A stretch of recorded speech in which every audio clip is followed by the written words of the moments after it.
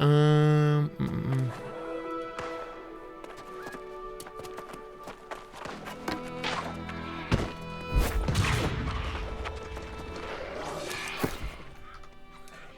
It's not a sex call. Cancel trade? Oh, wait, no. Wait, what's happening? Oh.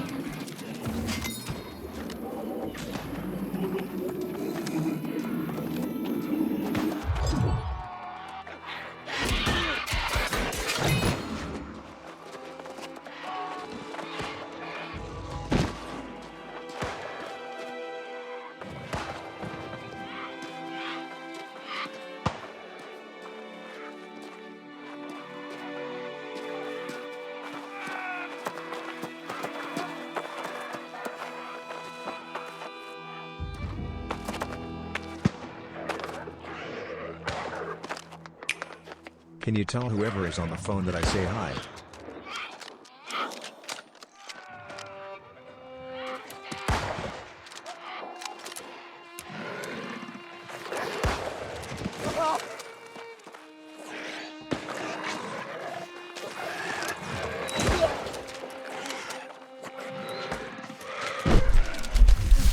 What's up, Rich? My mom says hi. Okay, so I think I wanna close out with something else. Like, New World has been fun though. New World has been fun. It's been pretty good. I feel like I have this weird feeling of like, it's hard for me to nail it down. There is a fair amount of potential with this game, more so than I thought before I played it today. Because I played the alpha last year and I thought it was really bad. I really just was turned off. But again, that's the alpha. That's why like I'm willing to give it a second chance in the beta. I think obviously it is beta. It needs a little bit of cleaning up and this and that. But there's actually some promise there. I just think that this might be one of those games that it could potentially get like kind of ruined on stream, because just like the potential of like stream sniping and things being weird or whatever. But it might actually be like a good game to play. You know what I mean? Yeah, I think there actually is something there. I don't consider this anywhere close to like the same realm as like a WoW or Final Fantasy 14 or any of that type of MMO. This is it's its own genre. It's not like a normal MMORPG. But I don't know what to call it. It's not really like an FPS MMO, even though you're using a gun. It's not... I just don't know what to call it. A glorified survival game? It kind of is a glorified survival game. But I do think there's some actual potential there. I do think what would make this game even better is if you could have like... almost if you could set up your own private servers, almost like a no-pixel type of server. Now, imagine if you had New World, like a no-pixel RP server on New World, and you made it to where like the server could have a limit of like, I don't know, 300 or 400 people. Something like that would be really good. And it was like a server focused around stream content, because then that would, you really wouldn't be worried about having any of the other problems that you would have to worry about, you know?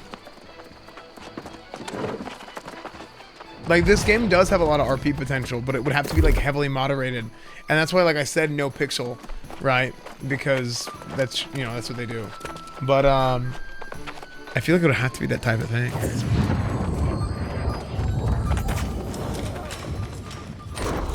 You know? It's already the case. There's a 1K player limit per server. The player limit per server is 1,000.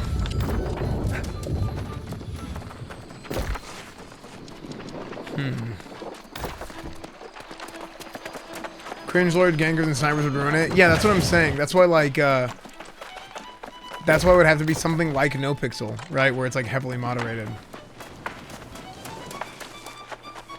Yeah, 1,000 is, like...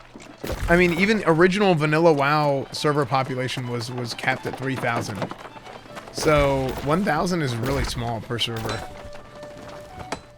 I'd be kind of surprised if it was 1,000.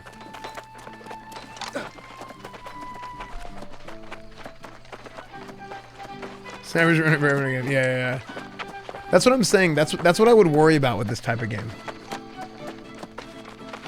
With this type of game, I'd be worried about it on stream for that reason. But there is actual potential there. I'm excited about the potential of guilds and whatnot. And like, I mean, we don't have enough people that from the stream that we could put together a guild and get like 1,000 gold each from each person and actually buy a fort. Like that would be cool. But that would have to be something that we plan.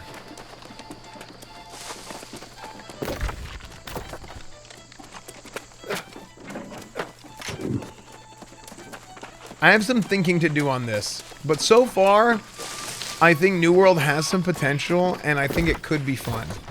How long it'll last, like, on stream, I don't know, but as far as, like, just because something doesn't last a long time on stream doesn't necessarily mean that it's not a good game itself.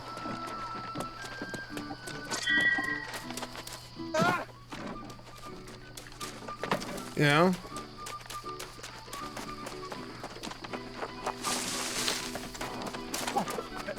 Bum, bum, bum, bum.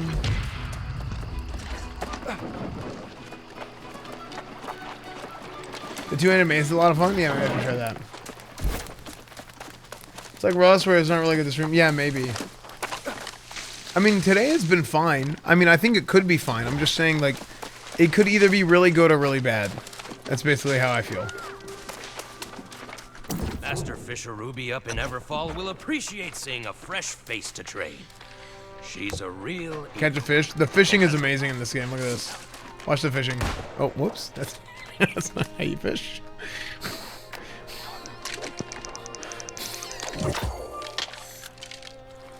Okay.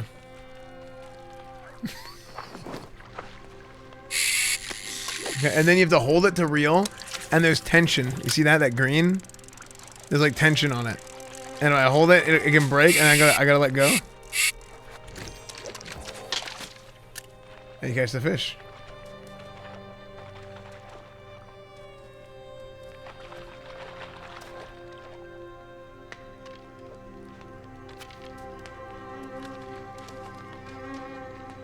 Oh!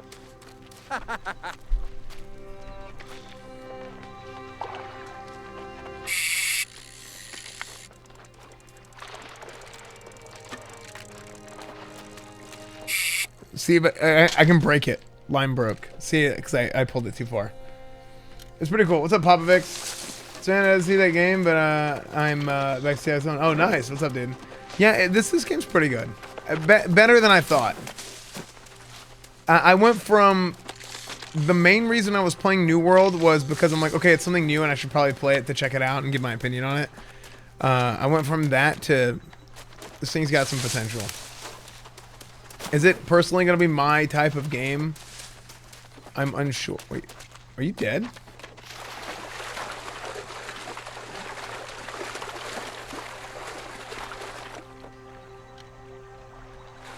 Wait, can you not stream? Or can you not swim?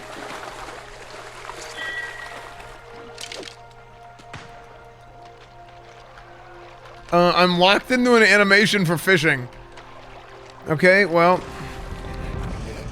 There's my there's there's my obligatory game break. Okay. It wouldn't let me move. Once I started casting, it locked me into the animation. It wouldn't let me cast or move. Okay. Did you ever end up buying new shoes? I did, actually. I did. Bings, thank you for the Twitch Prime 7. Thank you for the 5 months, dude. Chaos, thank you for the 29 months. Fishes. Yeah, for real, dude.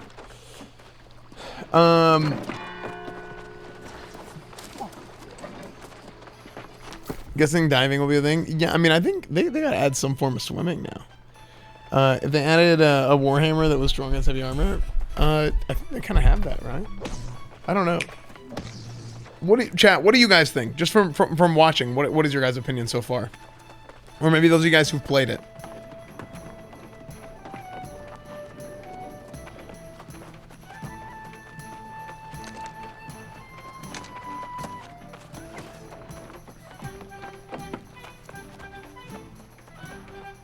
Not sure I'm gonna hold off. Best thing about it is that Amazon has unlimited resources. True.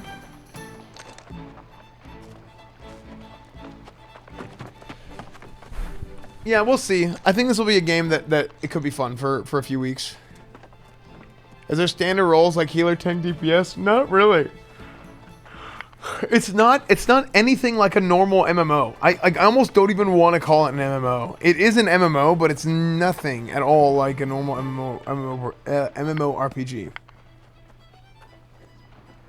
What'd you eat today? Chipotle, Chick-fil-A. That's good though, right? I think it's good for what it is. I think it's good for what it is. Or for what it wants to be.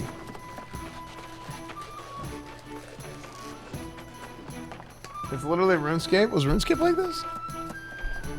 But I don't know if it's gonna be good long term or if it's my type of game. Final Fantasy Cat Girls. Okay, listen. Tomorrow we will play Final Fantasy. I don't want to end with Final Fantasy. I initially put it out on the table in case I was just like, yo, this game sucks, and I was gonna quit playing. But I did enjoy playing today. I think tomorrow I'm going to play some Final Fantasy. I may play more New World. I don't know. I haven't decided. But I really want to play Final Fantasy. I also want to do my pug raids. I need to pug Gruul's lair. I need to pug Magtheridon's lair. And I need to pug Karazhan this week. I said I was going to pug my raids when we're...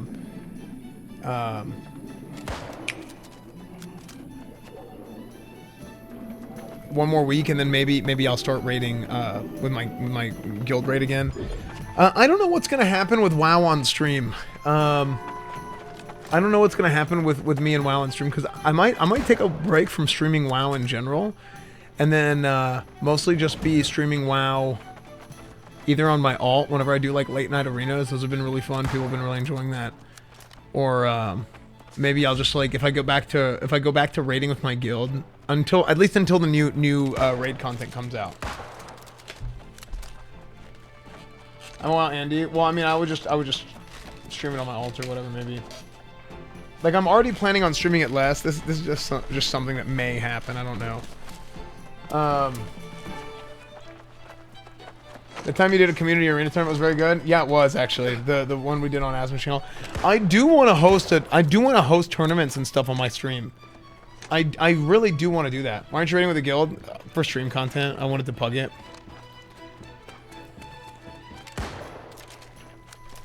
I just wanted to pug it, but yeah. I also do want to host my own arena tournament sometime.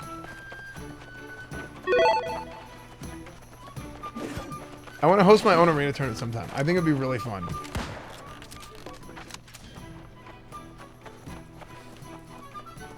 Are streamers taking a break from WoW? Is there bad blood with us? No. I mean, here's the thing. Retail WoW and classic WoW are two different games. And a lot of times people package them together as the same game. Retail WoW is really not very fun right now. It's just not. For a lot of people. For me, it's certainly not. It hasn't been for a while. But classic WoW is amazing. The thing is, it's just kind of what you want to stream and whatnot. I don't know. But I do think that in the next couple of months, I think in the next month, they need to, or they should, put out the next raid tier for Burning Crusade, which is really good. That'd be a good idea.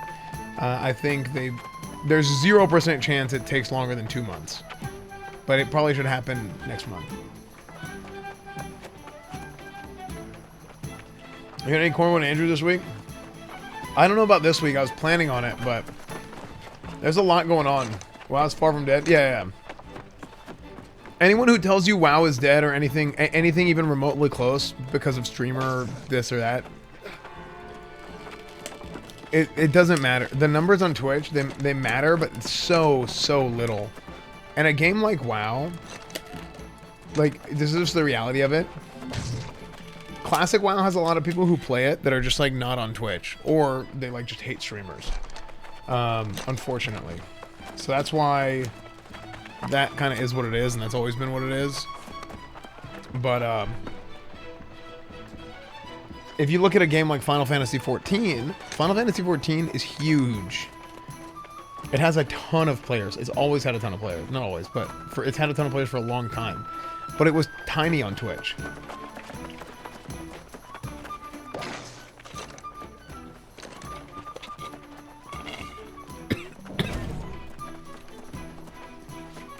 So, this is a good game to play co-op. Yeah, like it's actually, I would say this game is probably the most fun with friends.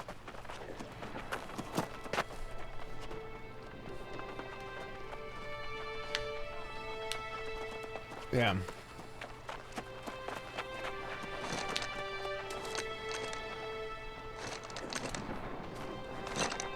It is what it is, Popovix. Resident Evil 5. Yeah, that's true. We need to finish Resident Evil 5. We need to finish Resident Evil 5 with Luna. The thing for me is with Final Fantasy XIV, a lot of people say the PvP is really bad, and that's kind of like my main thing that I care about. Let me make sure everybody in the guild can invite. So if anybody wants to have a place to play, New World, I'm gonna make sure everybody, before I log off, in case people are still gonna play. I'm just gonna make it to where everybody can invite somebody. And, who knows, you join Crusade.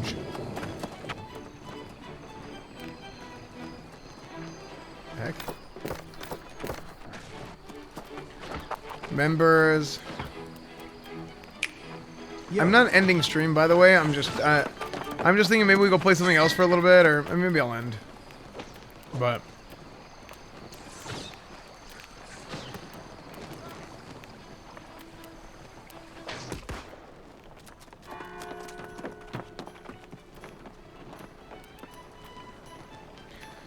I don't want to do 14, because if I do 14, I'm gonna play all night. And also, like, this is something else that I I'm trying to do a better job at. I think if I stream too long, it makes it too hard to keep up with my stream. And then people, like, it makes it hard for them to, like, follow, like, the, like, different storylines or whatever of, like, a game we're playing through. You know? So if I play a game like Final Fantasy XIV or, like, any sort of playthrough game, and it's, like, I'm streaming, like, 18 hours nonstop, it makes it kind of rough.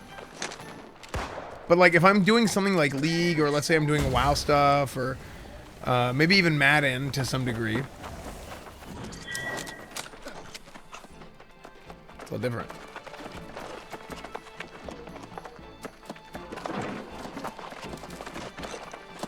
Yeah, I could also get on 14 and do like mini games like Gold Saucer.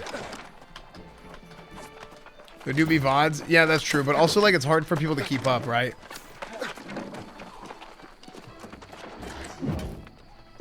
Can I join if I'm on a different server? No, you have to be on Sudden.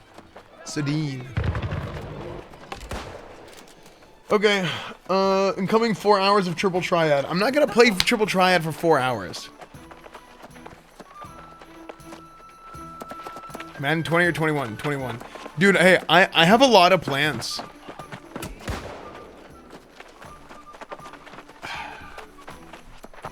Why did you mention Triple Triad, dude? Now I want to go play it. It was so fun.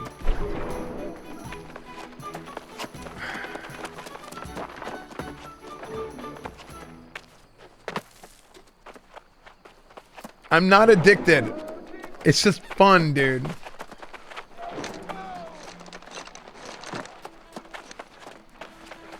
New house? Okay, let's talk a little bit. Okay, not like we haven't been already talking. I have a lot of plans for the fall. There was obviously a lot going on. A lot of you guys who watch normally, you all know this. New house is gonna probably be done within a couple months. football season is coming up in a month.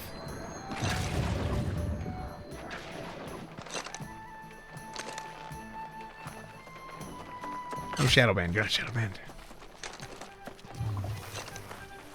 Football season is coming up in a month, which means Madden, which means I don't have it all planned out just yet, but we talked about this in the past. Actually, I've been talking about this for about 3 years. I want to start doing every week IRL stream going to college football games all over the state or all over the country even, possibly, and doing IRL streams at tailgates every week for the entirety of college football season. I went once 2 years ago, couldn't go last year because of COVID. I went once 2 years ago. I ended up not doing it 2 years ago because of Classic WoW launch. But almost make it like a weekly show. You.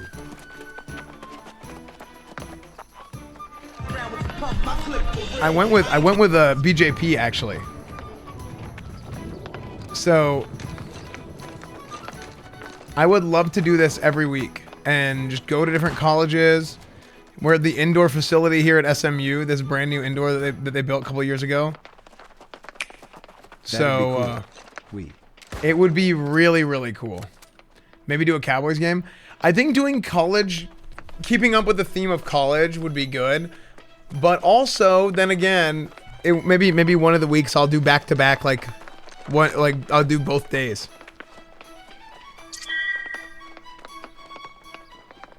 I don't keep up with football, but I'll really enjoy following it with you. Yeah, I think that would be really good.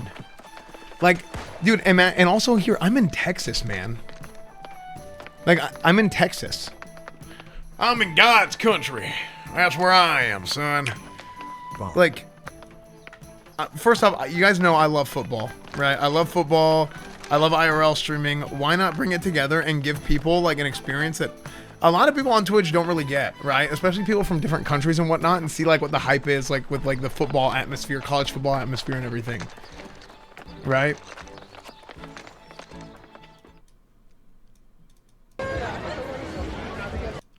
Like, this was a really good stream. And this is what we would do. We would go to tailgates, and here's the thing with tailgates, dude. People love. They come out and they bring out these big ass smokers and they got their brisket, and you do not go to a tailgate and not find people who just love like showing off their entire setup. Look at that. Everybody loves it, dude. Like, just look at this, dude. Chicken? Anything else? No. Y'all want anything? Y'all want a plate? Go get chicken. Oh, yeah, let's get a plate, yeah. I know I'm gonna be on the internet. Listen to that. Don't grab me because I got. Everybody claims they make the best barbecue. Everybody does. And they got their stuff, and it's just cool, dude. Nice, pristine. They got the jersey. They got everything, man. This is good. All right. Go to Norman for an OU game, maybe. Can you stream the game? I couldn't stream the game itself, but.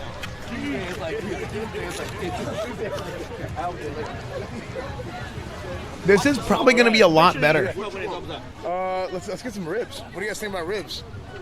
Well, the ribs are gone. Like I say, that was 10 pounds. I mean, 10 slabs of ribs. 10 slabs and they're gone. All right, what do we have there? Oh, riblets. Riblets, okay. Riblets, all right. I'm gonna do that and maybe a little bit of sausage.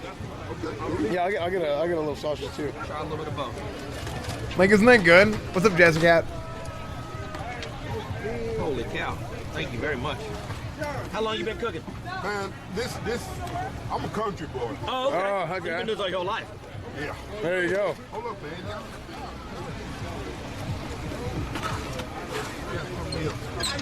Something else, okay? Oh. Oh, this is secret. Yeah, this is the bonus. Oh, pulled pork. Holy cow! Yeah. Look at that. How many pounds of meat overall? Yeah. About 100 pounds. 100 pounds. I started cooking Thursday morning. Wow. Yeah, I gotta go. Look at that. Look at that. Cake Kona W. Thank you very much. That is Barbecue legit. sauce. I'm telling you, dude, these streams. If I do this, these streams will be so good. Oh, Yeah, it's good. oh yeah, that pulled pork is It where looks it's at. good. It looks Thank real you very good. much. And so y'all have a name for your tailgate? What do you call it? Tailgate. Tailgate. The Sounds amazing. Hair is it's an app. So you like put your likes and your dislikes and pairs you with like-minded people. That way you have like, I don't know. That is solid. I really want to do this. Yeah. This will be really fun. They start right. I mean, maybe. Yeah.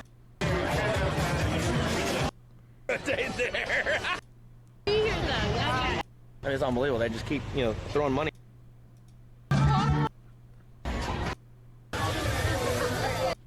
Around. Podcast bag. Oh yeah, my stream kept effing. It kept breaking. Same. What's up, man? How are you? Boy, it's good to see you, man. It's good to see you. Oh, there's James. James is playing for the. He's playing for the Ravens now. Yeah, that was Jen.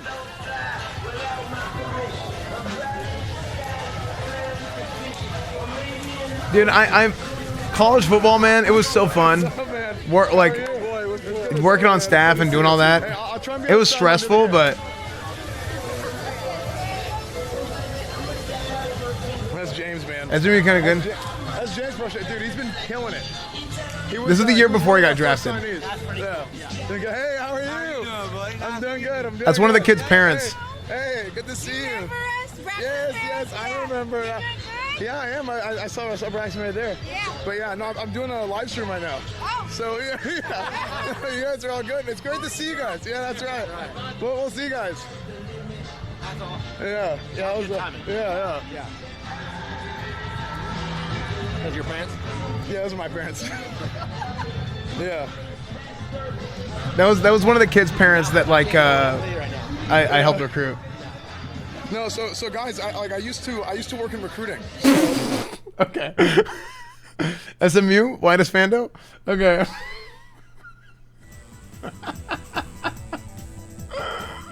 Okay. Oh yeah. Top, I'm thinking for the 3 months, dude. New World, pretty good. Surprised. A little bit surprised. I wasn't expecting it to be as good as it is. Kaiser Bowl, thanks for the gifted sub to Atheo, man. Let me get caught up here. Vanguard Wiz, 19 months. Chromio, 17 months. Roberto, thank you for the 6 months. Tom, thank you for the 3 months. As well as North Texas on September 11. Then they also play at Houston in October. The UI is clean. The UI is not bad. It's pretty good.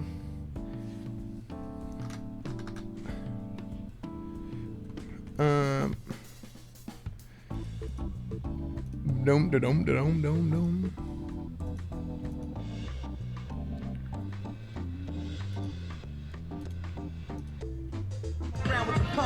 This reminds me, I need to like keep highlighting some things so I don't lose it. But yeah, I know I need to get these FF7 remake VODs. Yeah. What is this? The fall and the rebirth of SMU football. Back in the 1980s, Well, I kind of want to watch this. The fall and the rebirth of SMU football. Back in the 1980s, the SMU football program was on the rise and dominating the headlines of college football. From 1980 to 1984, the Mustangs won a total of 49 games, including a Cotton Bowl victory over Pittsburgh. But just a few years later, SMU was hit with the worst punishment in college football history, and it took them decades to recover. During this past 2019 season, however, SMU was featured. Wait, was I in there? From back in the college football. No, that's not me. That's somebody From else. 1980 to 1984, the Mustangs won a total of 49 games, including a Cotton Bowl victory over Pittsburgh. But just a few years later, SMU was hit with the worst punishment in college football history, and it took them decades to recover. During this past 2019 Cortland. season, however, SMU was featured. I was in the like, you top might 25 actually for see the me in the first background time in one of over these 30 shots. years, and are looking like a program that could be on the rise. Their story is one of the most unique around all of college football, and in today's video, we'll be looking at the fall and the rebirth of SMU football. To look at their fall, we need to go all the way back to 1976 and understand how good they were in the first place. At this point in time, the program had just hired Ron Meyer to be its new head coach, but it would take a bit of time for him to make a significant impact at the school. He didn't have a single winning season from 1976 to 1979, but everything changed during the 1980 season. After a few strong recruiting classes, SMU was in prime shape for a run. Last year they were really good. They were able to add highly coveted running back Eric Dickerson in the 1979 recruiting class, as well as running back Craig James, and the two became a feared dynamic duo around the nation. In 1980, SMU 14 went. I'll do 14 tomorrow, I think, because I don't want to stay up all night and then it's late and people miss it. You know. On the map and let the college football world know that SMU was here.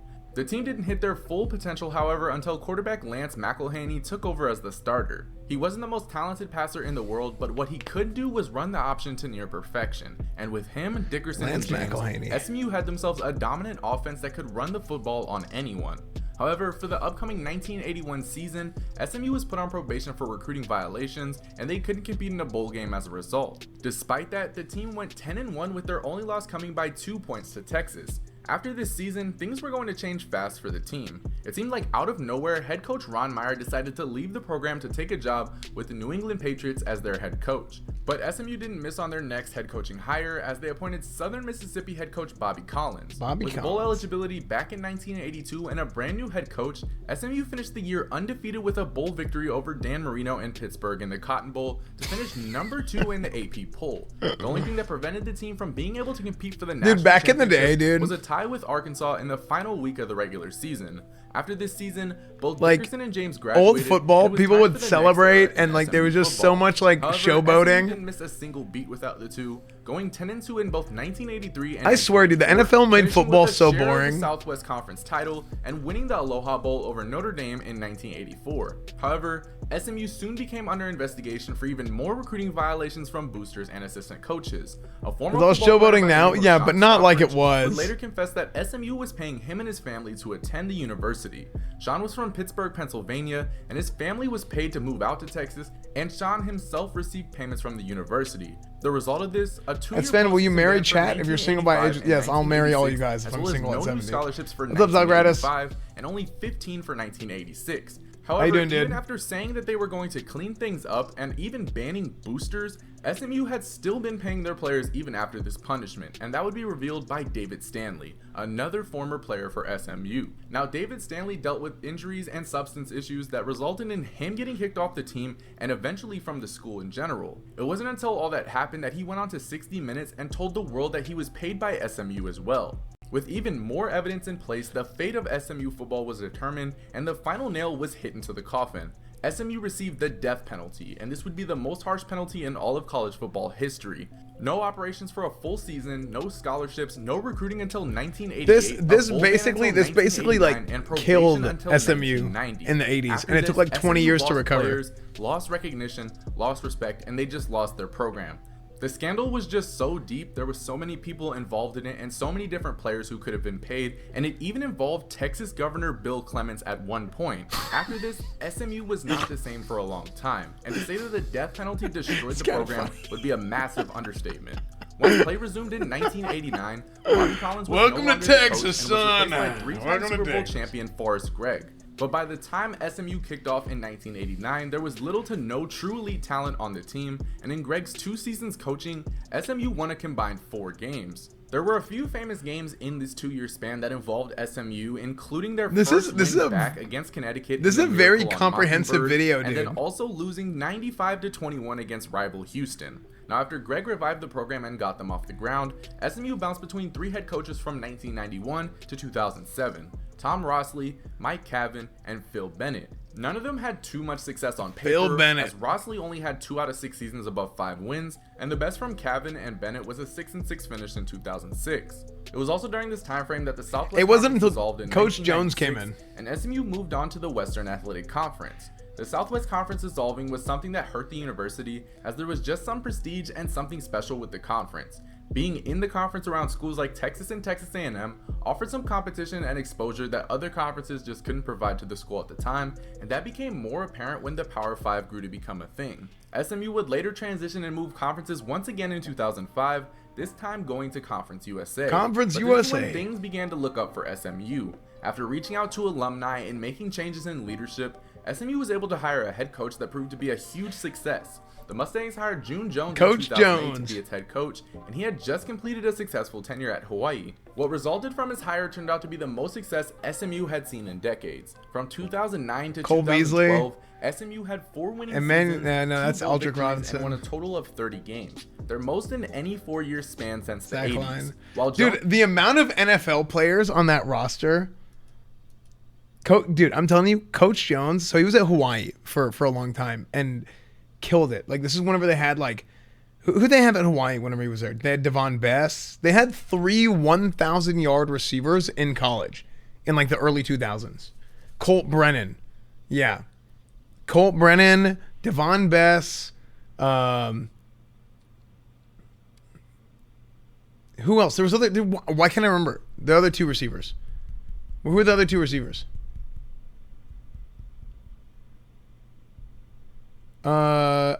Israel. That sounds familiar. I don't because so my best friend in college was the strength coach's son who was at Hawaii. So like, yeah. tenure at Hawaii. What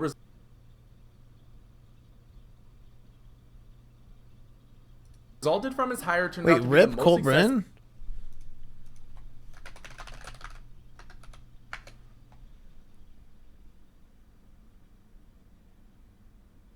Wait, I didn't know he passed away.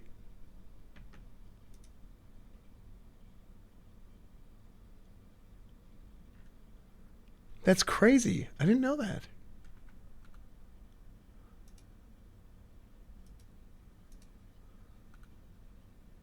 What happened?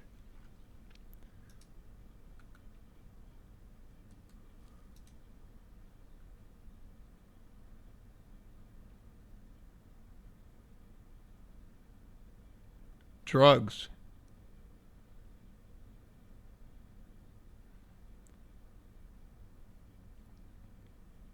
Was it drugs?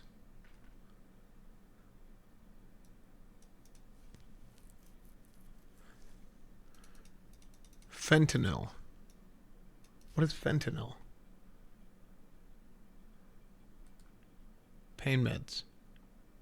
Powerful synthetic opioid analgesic that is similar to morphine, but 50 to 100 times more potent? Jesus.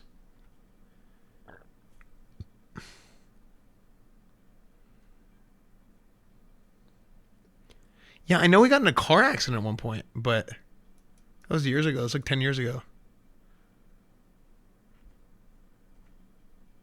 Traumatic brain injury in the car accident.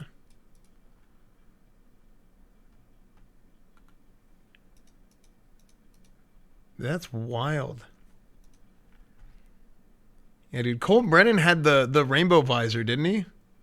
I'm trying to find a picture.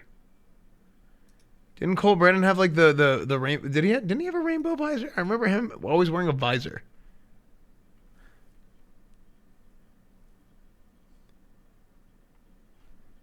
Yeah, wicked. Yeah, exactly.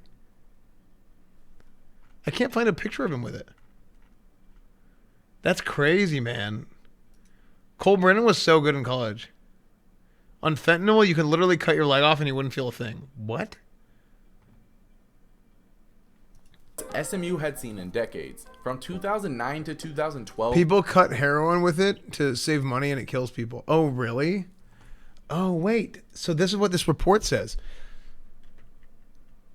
He had ingested something laced with fentanyl and never regained consciousness. So he took another illegal drug that had fentanyl in it.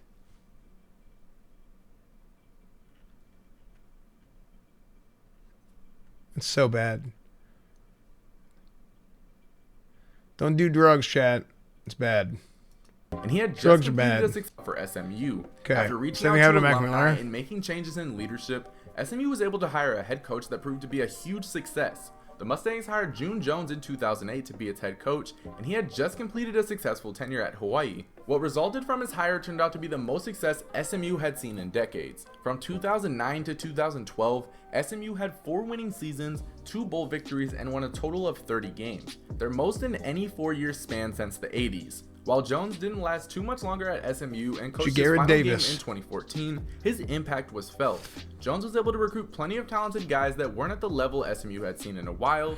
Well, you know what's crazy? That the thing that June Jones did that was insane was June Jones could go out and he could recruit somebody who was at one position. He would be undersized, too slow, not strong enough, whatever it was. He would recruit them, and then he would get them in college, and he'd be like, "Hey, you're not a linebacker anymore. You're a running back. You're not a quarterback anymore. You're a receiver." And then he would take his offense. And figure out a way to make the offense fit the players, as opposed to trying to find players that fit the offense. That's what made June Jones so good. And I mean, he's like the run and shoot god. So, and yeah, I'm really, really happy to hear that. Yeah, that's good to hear. So I'm glad that happened, or glad you got that figured out. So. His wide receiver Emmanuel Sanders, No, that's and not real. overall Skip turned the that. program around to one with a winning attitude. By the end of Jones' tenure, SMU made another step forward and moved to the new American Athletic Conference, which although wasn't a Power 5 conference and still Did he ever isn't move to the this NFL? day, He was it in is the still NFL for a tough long time. conference. Replacing Jones in 2015 would be Chad Morris, who was an offensive assistant at Clemson. Coach Morris was He a only really good lasted coach 3 too. seasons and improved on his win total in each and helped further SMU to winning ways. But while Morris showed improvement, it would be new head coach Sonny Dykes who would take SMU back to a place that they hadn't seen in 30 years. In just 2 seasons, he was able to transform SMU from an average team to a 10-win team that finished. So whenever I was streaming out of the stadium is whenever it was Coach Dykes' first offseason. A place that they hadn't seen in 30 years. It was Coach Dykes' first offseason. So when I worked there for 2 years, I worked for Chad Morris. Game in And when I 2014, played, his impact was felt. I was Jones with able to Coach recruit plenty Jones. of talented That was only guys for that one weren't at the level spring SMU though. had seen I in a got while, hurt. such as wide receiver. We were recruiting Emmanuel then for Sanders, Chad and Morris. just overall turned the program around to one with a winning attitude. By the end of Jones' tenure, SMU made another step forward and moved to the new American Athletic Conference, which although wasn't a Power 5 conference and still isn't to this day, it is still a tough conference. Replacing Jones in 2015 would be Chad Morris, who was an offensive assistant at Clemson. He only lasted 3 seasons and improved on his win total in each and helped further SMU to winning ways. But while Morris showed improvement, it would be new head coach Sonny Dykes who would take SMU back to a place that they hadn't seen in 30 years. In just 2 seasons, he was able to transform SMU from an average team to a 10-win team that finished ranked in the AP poll. While 2018 was a rebuilding year for the school, 2019 was where they put it all together. They were finally ranked in the top 25, starting off the season at 8-0 and reaching the number 15 rank in the nation, defeating rivals TCU and Houston along the way before ending the season at 10-3. Part of the reason for their success was Sonny's recruitment of transfers into the program. Yeah, it was. Which included former Texas quarterback Shane Buechele. That's While the he thing struggled at Coach Texas Dykes did a and really eventually good job lost of his is starting job, bringing in he revived his transfers. career at SMU Because in we didn't do a great 2019 job of when that he threw with 34 touchdowns and almost Morris. We had 4,000 some really yards good to a transfers, but we didn't have a receiving corps led lot. by now Baltimore Raven wide receiver James Proche. When you have transfers, SMU's it's more of like an capitalizing on immediate transfers has been impact. phenomenal as well, and just last season SMU had a total of 35 transfers on their team. Since 2018, they are in the top 5 in terms of transfers into their program. The work that Sonny has been able to do in just a short amount of time is impressive, and he has reached a level that others before him weren't able to do with more time. SMU football is back, or at least has a chance of being a competitive school year in and year out, and the signs are all there. They've taken major steps forward both in on-the-field performance and off the field as well. For the first time in decades, they had an offense finish in the top 25 in terms of offensive scoring in 2019, where they averaged over 40 points a game, and that was thanks to their dominance in the passing game with their air raid scheme. Recruiting has also seen some considerable improvements as well, as SMU has ranked in the top 70 in both 2019 and 2020, and could get into the top 50 or even higher when the 2021 class is finished. For some, those numbers might not seem impressive, but you would have to go all the way back to 2011 when SMU last had a recruiting class ranked in the Jacob, top I was a 70, D tackle, but I got hurt And immediately. according to 24/7 Sports, they haven't even had 3 consecutive seasons where they finished in the top 70 nationally. So being able to reach that will be a good accomplishment with, of course, room to improve. One of the reasons I think we will see SMU make strides in their recruiting in the future is that Sonny Dykes and the marketing team have made the effort and put more emphasis on recruiting in the Dallas area. They're starting to brand SMU as Dallas's school, and you can see it with the billboards that span across Dallas and the areas around Dallas, or even look at their uniforms to see that the branding is already in place. Getting that talent in their backyard is going to be crucial for SMU's further rise, and that emphasis was echoed further by Sonny. It's FDB Madness. Stated No, that I had a needed to make inroads on I already had a recruiting. back issue, We and then I have had the some of neck best thing, high and then it school was just football like programs GG. in the country within 10 miles of our campus, and we've got to have a presence of recruiting there at those schools. We have to be the school in Dallas at some point if we're going to get things the way we want to get it. And the benefits of that branding is starting to show as SMU is finally able to get a commitment from its first 4-star recruit in years in quarterback Preston Stone from Dallas. This program itself has had a lot of work to do since receiving the death Yeah, penalty we'll see what back in happens, 'cause, 1987, but as Shane head coach Buechele Sonny came from Dykes put Texas it, this to, program has been left in better to shape by the SMU. end I don't of know every Shane coach's at all. tenure at the school. While on paper, But the he came success wasn't to- there he came until from the late Texas, and he 2000s, killed the it. steps to getting back to being a winning program consistently couldn't have happened without any of the previous coaches. But now in 2020, that work is starting to truly show that it is paying off. SMU is just continuing to take the next steps in the hopes of becoming a consistent winner once again, this time in the right ways. But It as was legit like a only 10-year time will tell process. if and when SMU can reach that point. This has been the fall and rebirth of SMU football. Thank you guys so much for watching. Subscribe if you're new, and as always, I will see you guys next time. Yeah, this was like legit like a 10-year process of SMU like getting kind of back on. Well, it was like a 30-year process, but Coach Jones took the team to the first bowl game, and then Coach Jones took the team to the first bowl game, and SMU victories, and won spiked, a and that was total like of whenever 30. there was like, I mean, there were so many NFL players on that team. Like you had guys like Marcus Hunt, right? So Marcus Hunt was literally like 6'8", 280 pounds. I think it was like he was a track guy. He was like, I think he threw disc. He was a discus thrower. And SMU cut their track program, their track and field program. And Coach Morris, or not Coach Morris, Coach Jones and that staff, they were like, hey, you need to play football. And he was like, I have no idea what football is. But the guy was freaking strong as an ox and massive.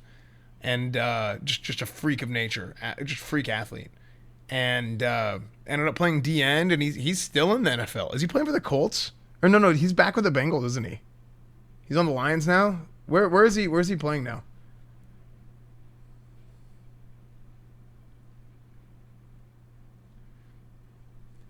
Marcus Hunt.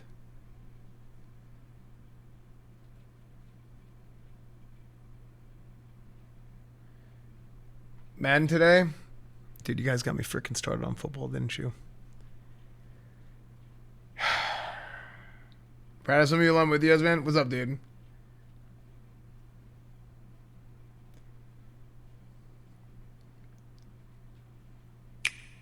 Love the college football content. Thanks, Skep Dad. Why do you love football so much? It's just such a fun sport. Like, it's very tactical, and it's just really, really exciting to watch. And also, like, just from playing it, right? I think sports in general are really like team activity, organizations. I think all that sort of stuff, like while you're growing up, is like a really, really powerful like character development tool, right? Not only is it fun and this and that, but I do think you build a lot of character being involved in different like sports, organizations, whatever it is. And football's a really, really, really good one, in my opinion. So, Marcus Hunt's free agent now? Oh, okay. Go become a rep. I just started last year. It was great getting back into it. You can move to college. Listen. I've seen refs. Okay, I've seen what you guys do. You guys run damn near as much as the players. Okay, up and down the field. There's no way. There's no way I ever want to ref. Ever. I'm gonna be freaking more tired as a ref than I would be as a player. It'd be terrible. So, refs gotta work, dude. Refs gotta work. It is not easy. Some refs are swole. They are, dude. They are. Okay.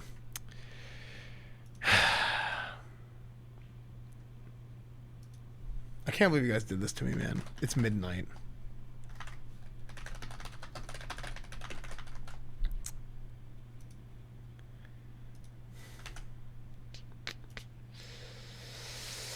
Oh, it's midnight. It's midnight. It's midnight.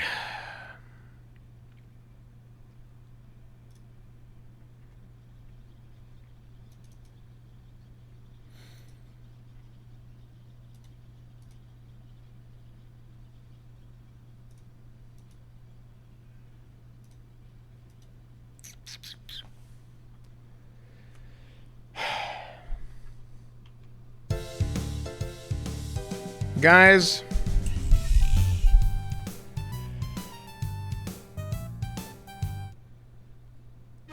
let's play some Madden. We'll play a little bit of Madden, okay? We will play a game or two of Madden. Okay, how does that sound? We'll play a game or two of Madden.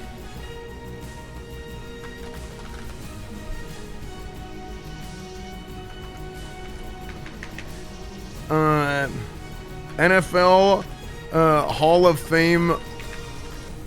Hall of Fame legendary coach leads Chicago Bears to the promised land.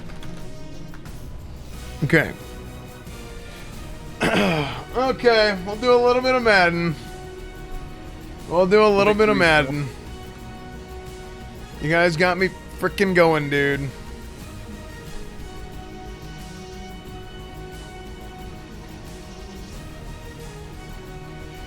Ba-dum, ba-dum, ba-dum. Do-do-do-do-do. Okay.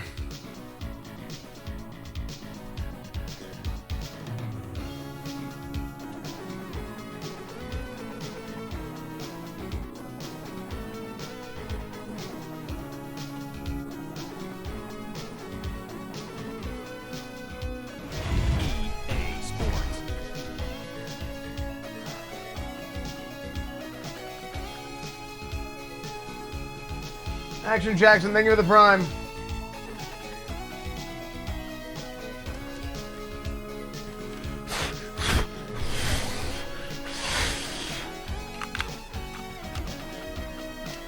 I have to...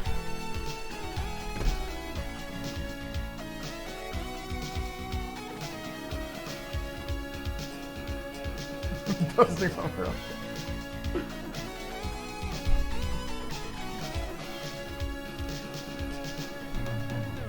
Bum, bum, bum, bum, bum. Okay, guys. The Bears. The Bears.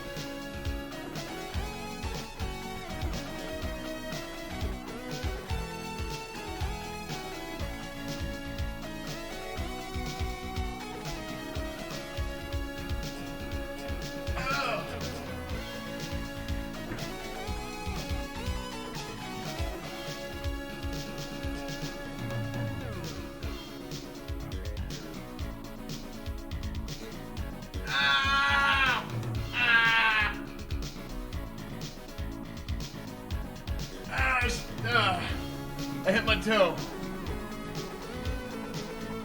Okay.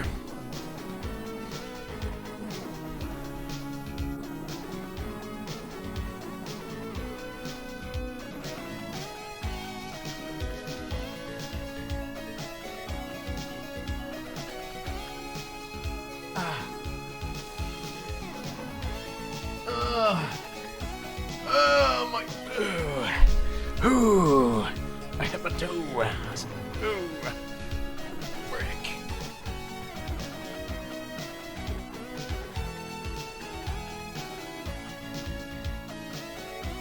Well, I bruised it.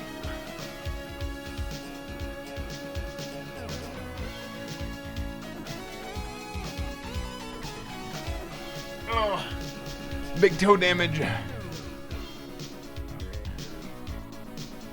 Okay.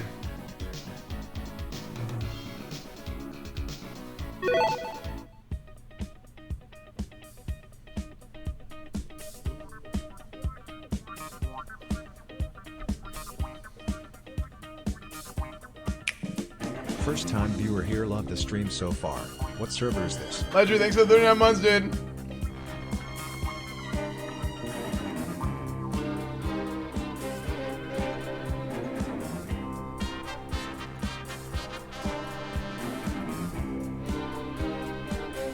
Is this you? What is this?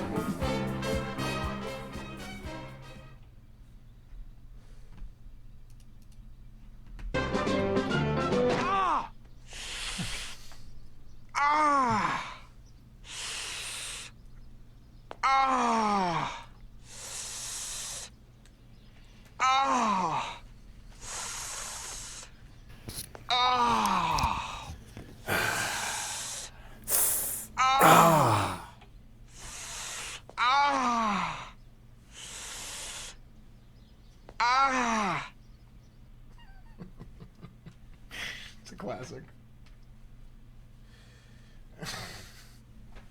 It's a classic.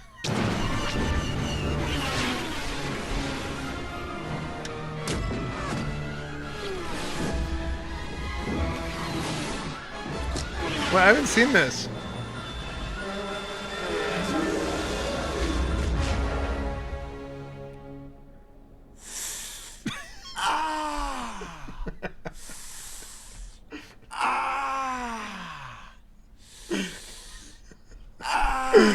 Dude, you know the thing that Family Guy is kind of stupid. It's kind of dumb, but the thing that Family Guy does so well, they do recurring jokes really well, and they do like making fun of like cultural references like really good.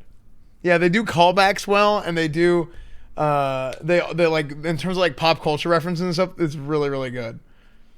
Yeah, it's like so stupid sometimes, but they do a really good job of that. So that is funny. That's just a classic.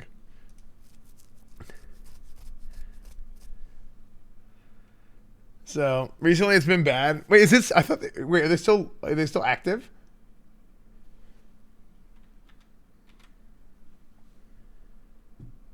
I didn't even know they were still making episodes. Huh.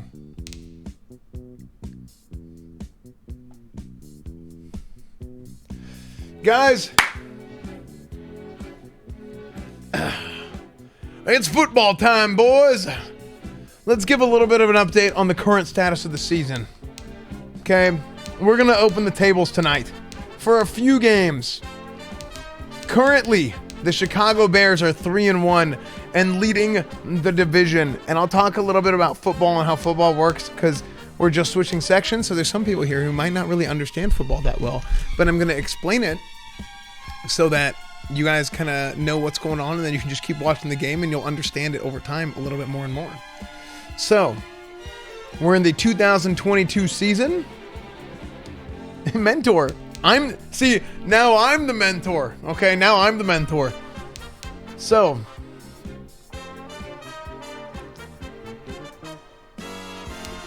here's the general idea of how football works. What you want to do is you have 4 chances. These chances are called downs, okay? Each down, you want to use those to try and get 10 yards. That will be the orange line on the field that you see whenever we play the game. So 4 downs to get 10 yards. The first down is 1st and 10. You get 3 yards. The next down is 2nd and 7, and so on. So let's say you get to 4th down and then you don't get the 10 yards. If you don't get the 10 yards, now you can either try and go for it. You can either go for it and try and get to that orange line on the field, right? It's not actually on the field, but it's on the field on TV and in the game. So you can try and go for it. And if you get it, great. And then it's 1st and 10. If you don't get it, then the opposing team, the defense, now gets the ball at the point in which you go down. You get tackled. The spot of where the football is. So, if you don't think you can go for it and make it, you make like a defensive play where your special teams comes out and you try and punt the football. So somebody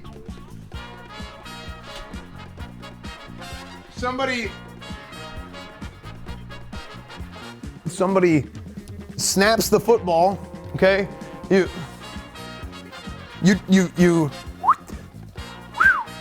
deep snaps it back to a guy. He gets it, right? Ball goes here, and then he punts it away. And then what happens? Let me get an actual football. I'm freaking pumped, dude. I'm freaking juiced.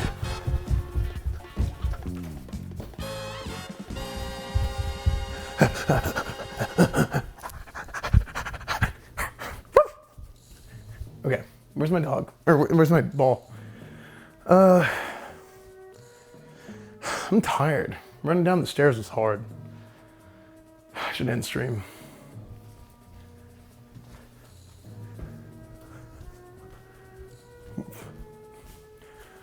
Where are you? Football. Football, where are you?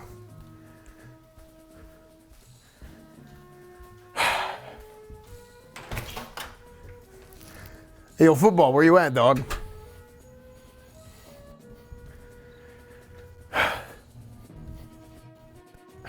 Nah. It's in the car? It is. Ew. Ew. What the hell? What? Ew. Gross.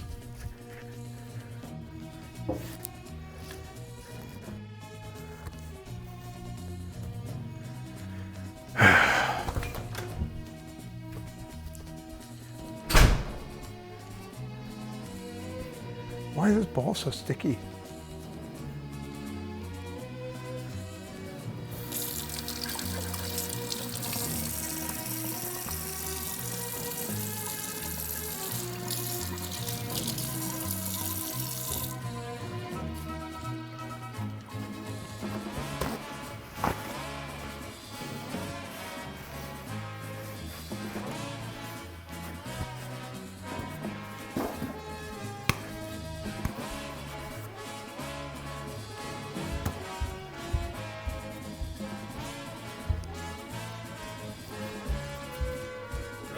Okay, so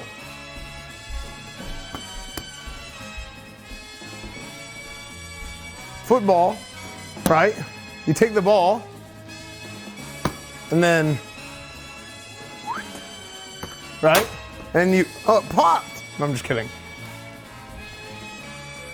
So then you take the ball, okay? And you go and you punt it, right? And then somebody else goes, special teams, punt return, and then they run it back. The other thing you can do, okay, is somebody snaps the football and then your holder, and then they put the ball down right here, and then as they hold it, kicker comes by. Oh, that's my computer. That's fine. We'll get someone to fix that. Okay. Dumb question. So why is the football brown? Pep hog. The football is brown? Yeah, why is the football brown? So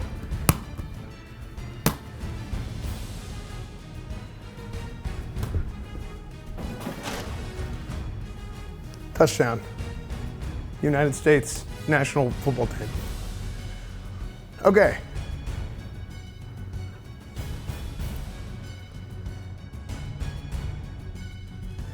Okay.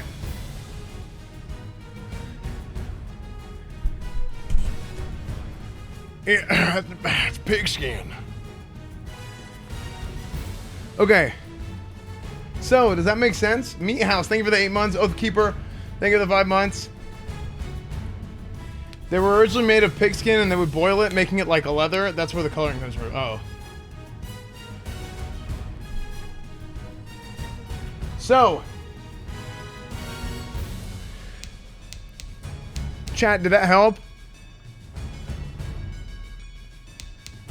Non-Kekona people, did that help understand the general idea of football? It's a lot more complicated than that, but I think it's a really good starting point.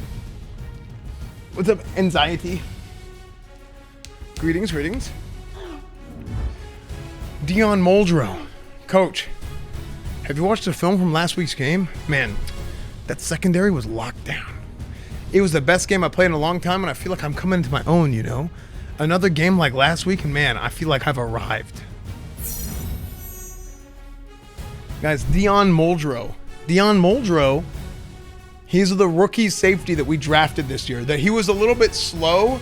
He fell in the draft. People thought he was going to be worse, but we took a shot on him. Okay, we took a chance on him because we said, look, he's a little slow. He may not have the same speed that some of these other guys have, but we've watched his game tape. He's a very smart football player. He's very technically sound. He knows what he's doing. We want to draft that guy. And he has had an amazing rookie year. He was even Defensive Player of the Week, like I think week 2 of his NFL career. So, he's got a chance to develop this week. He's got a chance to develop this week.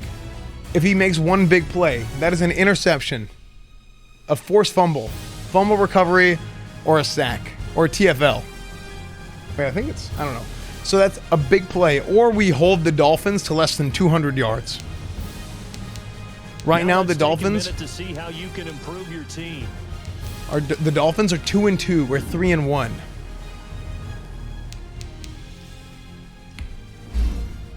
And chat, you know what I think it's time for?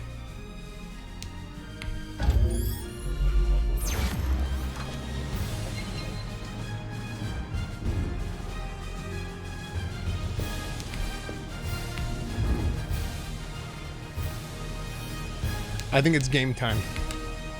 And I think with game time, it's time for the tables to open. What is the Dolphins lineup? This is the Dolphins. Chat, we're gonna open. Oh, they have 99 overall Davante Adams. Oh, but he's injured. Oh my gosh, we're so lucky he's injured. Oh, he's injured. He's injured. Wow, we are lucky. Okay. Chat. Will the Lions defeat will the Bears defeat the Dolphins? Yes or no?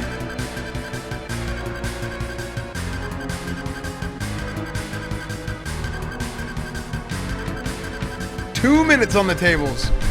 2 minutes on the tables. 2 minutes on the tables. We're going to do a quick commercial break time before we start so we can have a full set of pre-rolls before the game.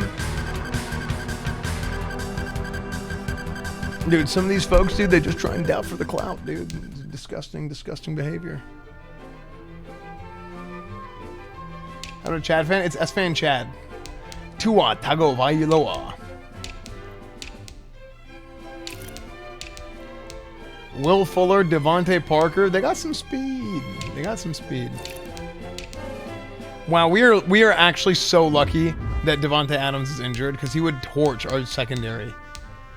Because our secondary is not that good. Like, honestly, let's look at our stats so far this year. We are 4 games into the season.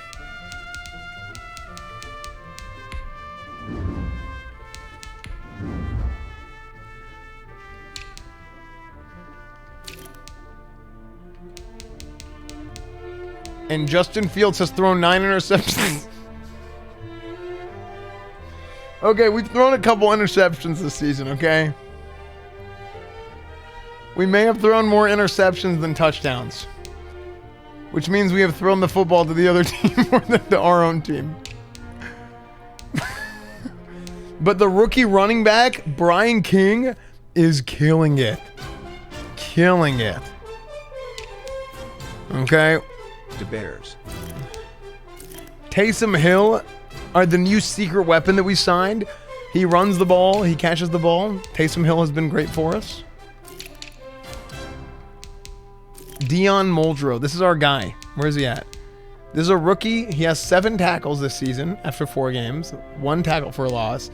3 interceptions. We think Dion Muldrow is going to be a good player someday.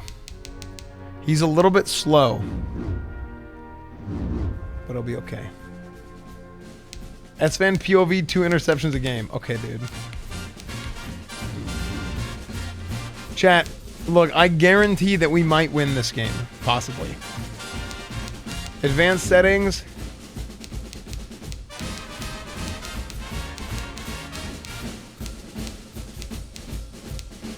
What playbook do we use?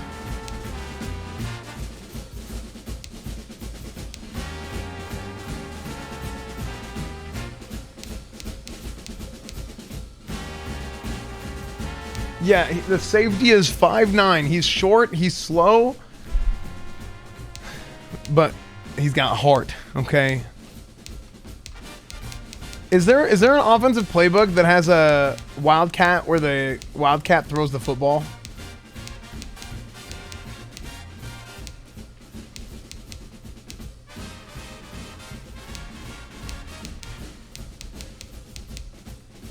Wait, the Bears? The Browns? That is something the Browns would do. Should we use the Browns playbook?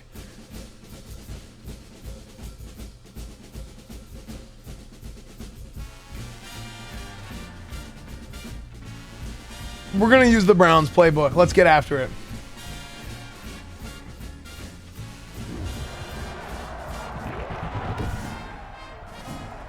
Tonight, from Soldier Field in Chicago,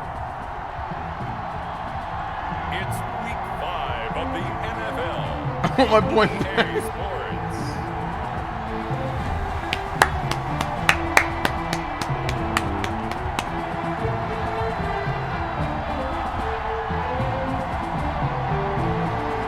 I have to explain this, coach. I'm lost. Dude, just trust in the heart of the cards, man.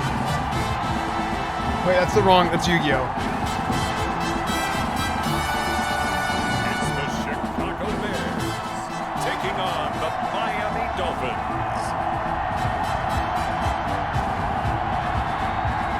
One of the great venues to watch a game in any sport, and one of the best home crowds in any sport.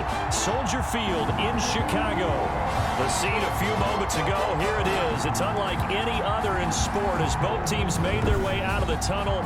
These folks are fired up as their guys are ready to do battle between the Miami Dolphins and the Chicago Bears.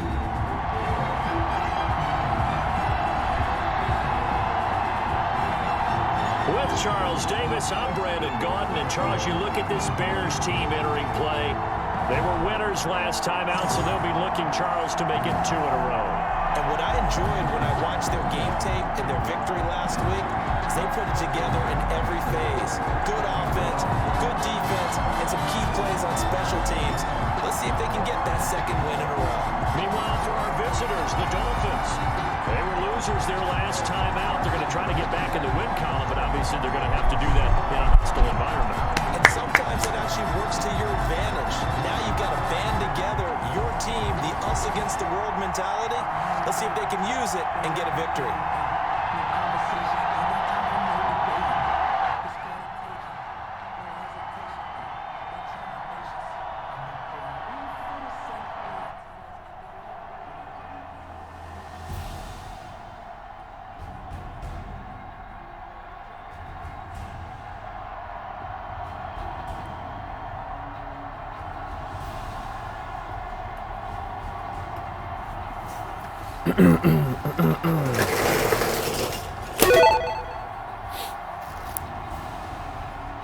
All right, man, listen up. Listen up, man. We got a big game this week, we do. We had a hell of a game today. You're gonna hear the crowd so damn loud on the outside of the damn stadium, ain't they? They're waiting for you. They're ready for you. We're about to go out there to kick off. Okay, we got a good stretch in. And listen, I'll be honest with y'all, we dodged a little bit of a bullet this week. We did. They got a big time wide receiver, that Adams fella. He's fast. Okay, we don't gotta play him this week. We got lucky. We did. We got real damn lucky is what we did. But that don't mean y'all can sleep on this damn game, because they got a hell of a lot of talent on that football team. Okay?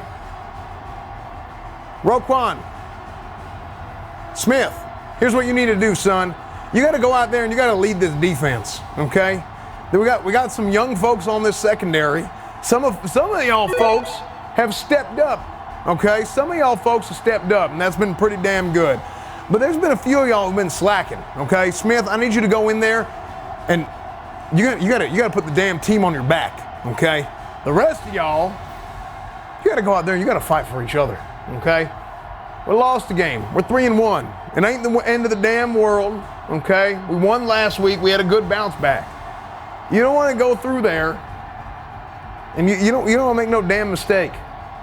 When some folks got injuries, you're going to have good opportunities and you're going to have bad opportunities. Coach, care to comment on the critics doubting your QB1 ability to learn a new playbook? Why the hell are you in here? I'm having a damn team meeting.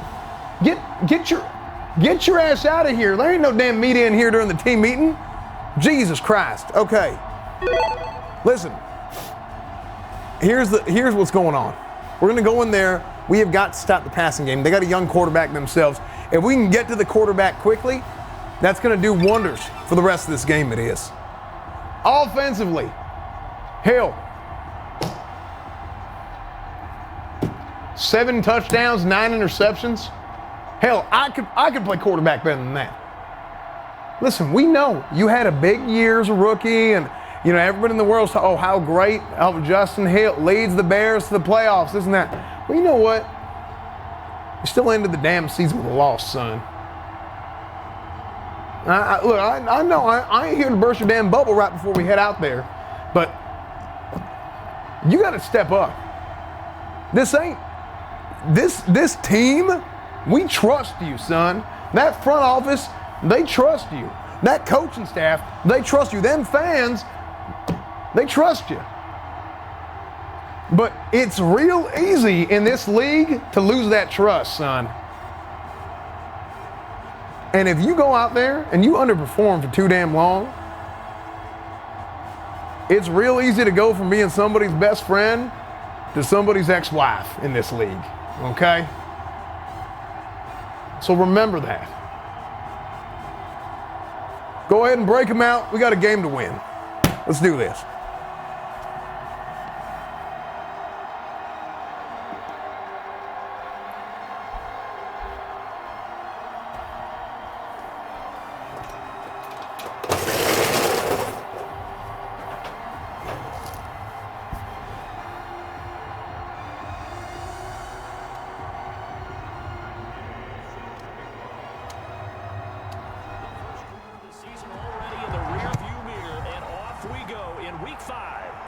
Sports. Now this will make it into the end zone. Right. And no run back here, so they'll bring it out to the 25. The Dolphins take the field with Tua Tagovailoa, their quarterback from Alabama, at the helm. And no excitement unless you're on the defensive team of last week in his numbers, because there we go, chat. He really generated was the one interception he threw. Yeah, no touchdown passes. Yeah, and his team wasn't real thrilled about that. And they lost the game. So I know this week has been tough on him. Please win, we want ice cream. If we win, the Bears will get ice cream. Finding the right targets, and bottom line, how do they get a win? Okay, coach is a mouse on the field. Not good. Okay, here we go. Stop stealing my Kara speeches. Sugar Knight, thank you for the 1,000 bits, man. I know they invented the toothbrush in Alabama. Good play, 2nd and 11. Hey, that's called making a statement.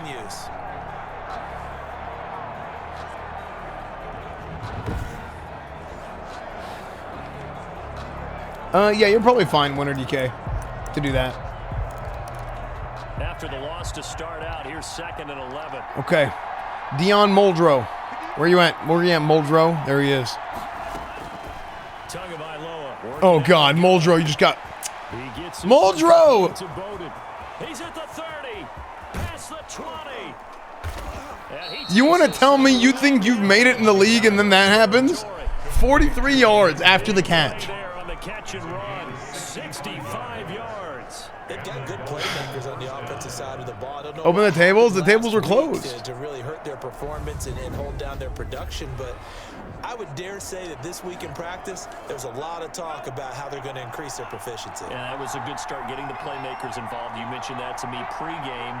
That's what they did there. Yeah, I think a lot of people think... Oh my gosh, dude. Oh. These guys are self-motivated. They have a lot of pride in their performance. Incomplete. Brings up 2nd and 10. Tua to try again on 2nd down. Dude, he got bumped. Dude, they picked me. Did you guys see that? I got bumped. He got bumped. On the season, and the Dolphins take it right down and score on the opening drive. They picked me. That touchdown certainly a welcome sight. Remember, they were shut out last week. They talked to us about getting early momentum. Well, here you go in the opening quarter. Got to rebuild confidence, because when you get shut out, I don't care how strong you are mentally, you've got to take a step back and say, okay, what just happened here? Because nothing that we were doing worked well enough to get into the end zone, and that's a nice confidence-building drive, one that puts it in the end zone to give them an opportunity. Taysom Hill. To return it now, here's King. Oh my gosh. And he'll go. Somebody block. This drive will start at the 25-yard line. So here now the Bears offense for their first drive of the game. And a glance here at their quarterback, standing 6'3". I like this guy, and the reason I do, he tends to stay on an even keel. Doesn't let too much ruffle him. He will manage the game the way it needs to be managed, take what the defense gives him, and then he can strike at times. Had a touchdown pass. Okay. Yes, he had an interception last We're week. going to start by establishing the run, okay? King is a very good rookie running back. He was the top-rated player in the draft, and he just got tackled and didn't make anybody miss. Come on. 3 yards on that last carry. Here's 2nd and 7. It's a pickup of 3. Brings up 2nd. Oh my gosh! You hit your own lineman in the back. I'm not sure. How, dude? How? Dude, what a terrible pass. What are you doing? And also, Daniels, why are you running downfield to block on a pass play? This is illegal. Like, you're literally, if he catches the ball, this is a massive penalty to begin with. Dude, this might have bounced off his back, and then he could have caught it for an interception. He made the right decision on that one. I think if he had it to do over again, he would have found a different target downfield, but he made his decision, and that one's incomplete. Okay, we got to hope to just beat him around the edge. We're going to go with a stretch play on the outside. They're really tight right now. We just got to beat them to the edge. Madden 5. They'll get him down about 3 yards. Just give him a crease, dude. Give him 3 yards there, as that'll take us to 4th down. An ideal start defensively. They already have the touchdown. Now they get the stop. Just like they drew it up on the chalkboard. Does that sound dated? Right? Am I out of touch a little? That's not bit? the edge, yeah, because he kicked him out, so he had to cut it out. Computer, exactly what you want, though. Score on your first drive, stop them on the first drive defensively. Here comes the Bears punter now, as he's on to punt for the first time tonight. Okay. Sometimes, chat, in life, you have to take risks. Sometimes you take risks. And that's what we're going to do right now. We're going to try and fake punt, run. Okay, if we do that, the line has to block. What are you doing? A little trickeration there, but it doesn't fool this defense. Then literally nobody blocked anybody. There are times to run that fake, and there are times to not run it, and this, without question, would fall in the latter category. Well, I don't know about without question, Barton. I think we should look at the analytics on this one because, oh, yeah, the analytics say, yeah, without question. You should have gone ahead and punted the football because now, not only did you not get it, and you really had no chance to, what a short field that you turned the ball over to the other offense. First down. It's almost as if they didn't leave the field after their first drive. They picked right up where they left off. Another good throw there. And this offense, humming here in the early going. From down at the 12, it's 1st and 10. From the gun, it's Tua. Looking for Murphy, and he finds him complete. And he'll be brought down this time at the 5-yard line. Give him 7 on the play, and that'll bring up 2nd down. Brings up 2nd and 3 at the Bears' 5-yard line. This is Oh my! and he'll take this. What? It just magnetized to my guy. Naeem Hines, his 2nd touchdown on the season, and the Dolphins are able to grow their lead. I know the play ends up in the end zone with one person carrying the ball, but how about that big mass of humanity that guided him to that spot? Yeah, they got there, but I love the dive. Always a fan of the dive. Bears nothing. Extra point up and good. by Dolphins have a good O-line. That'll make the score 14-0. Freaking Dolphins, dude. On the return, here's King. 3 months. Esfand. Good effort on the King Hot return Dog, there they give it the 3 against months, man. Nebraska. Delio, they give it the 21 months. 21. Okay, listen, chat. Let me tell you about something. Okay, you may or may not have heard this before. Drive of the game. They've been outplayed early, Rule no of 14. question. Down 14-0. Doesn't matter. Doesn't As they matter. Come up 1st and 10. If you're within 14 points, there's always a chance to come back like this. Okay, I guarantee it. There's always a chance. He'll drop to throw. Oh, money, money, money, money, money, money.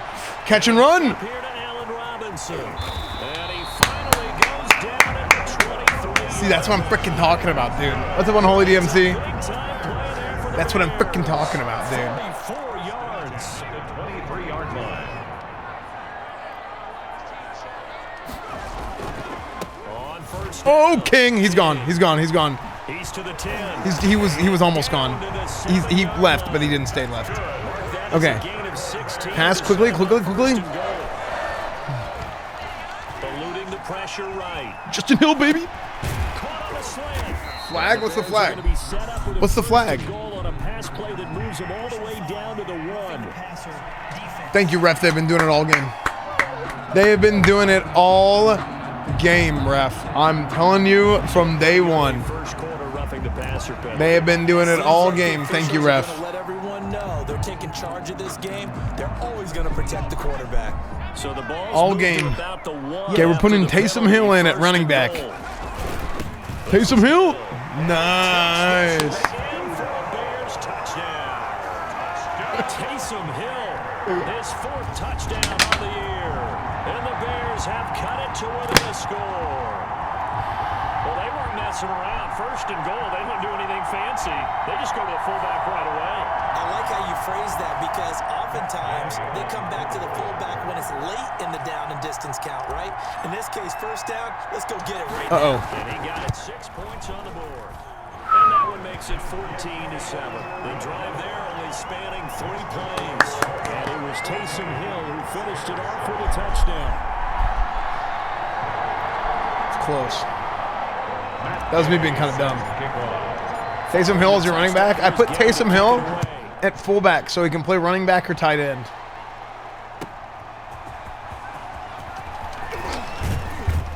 And able Okay. to get this out to the 25. First and 10 at their own 25-yard line. Miami set to take over. Now, right now they're saying, hey, let's keep this going. 2 drives, 2 touchdowns. Never missed this many points. For Hey, a better start than that, can is you? what it is. This is the way you practice it. This is the way you rehearse it. Okay, here it is, Smith. Let's go, Smith. Let's make a play, Smith. Did really well. Here's Tagovailoa on 1st and 10. Okay, good. Not bad, not bad. Out of the backfield. Not bad. And he will lose yardage and be backed up to the 24. He was unable to shake free there, and they'll cover him for a loss of a yard. At the 24-yard line. Tua wants to throw it on 2nd down. Ooh, big hit.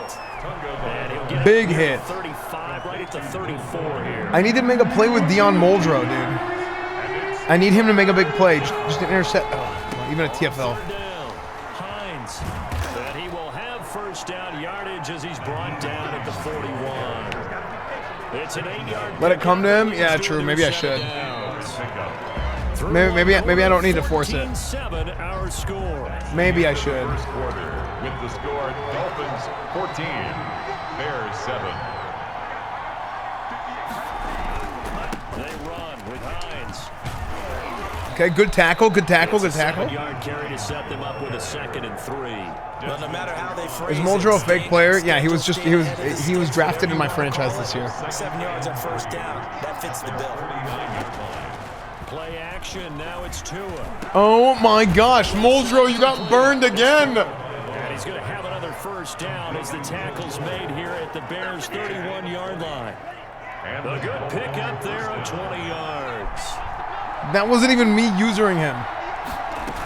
They'll run on first down. It's Hines.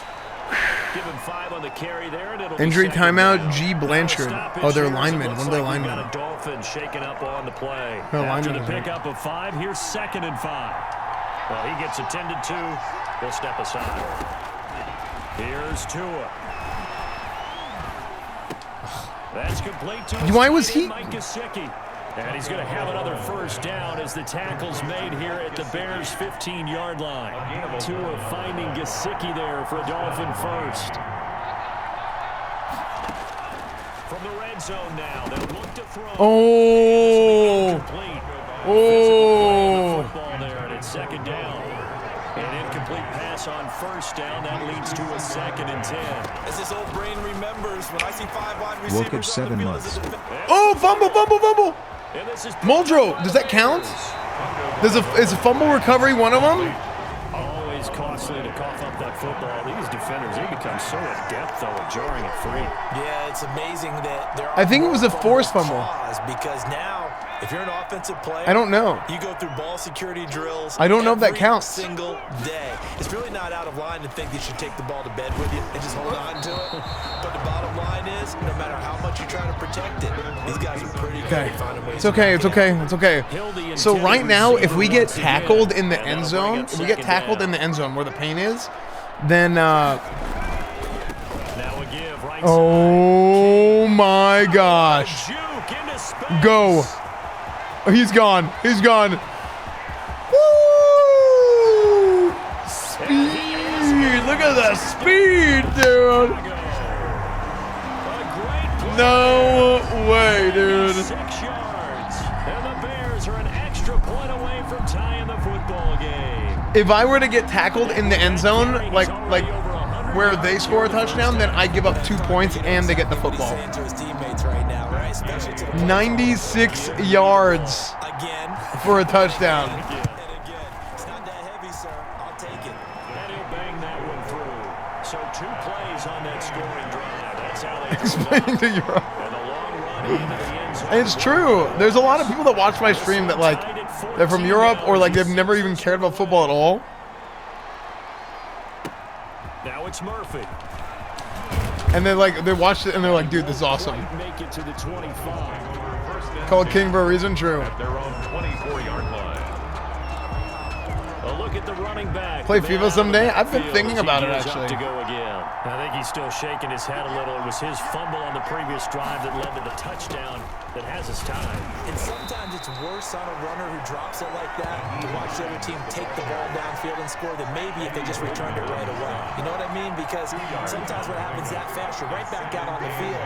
Instead, you had to watch it happen. Let's see if it affects Screen. the rest of the game. Now a pass dumped off to his running back. And he will lose yardage and be backed up to the 24. A yard in the wrong direction. That's 3rd down tougher. 3rd down and 9. Now Tua. That's complete to Hines. Ooh, big hit, dude. He'll be brought down at the Dude, actually, 28 and Tua is like right scorching my first. secondary. He did his best to just get 11 for the back 15, of 150 yards in the first half. down. Well, offensively, that's the mismatch that you want.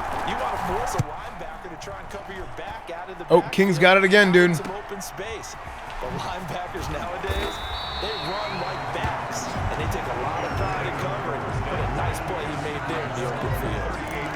Yeah, I have Eddie Jackson at secondary. My corners suck. They had to go a long way on their last They don't drive to suck, score they the just have no touchdown. depth. This time they get at least a little bit more of a cushion with field position. I have to think that with this field position, Oh my gosh. He just got murdered. Tackled back at the 28-yard line.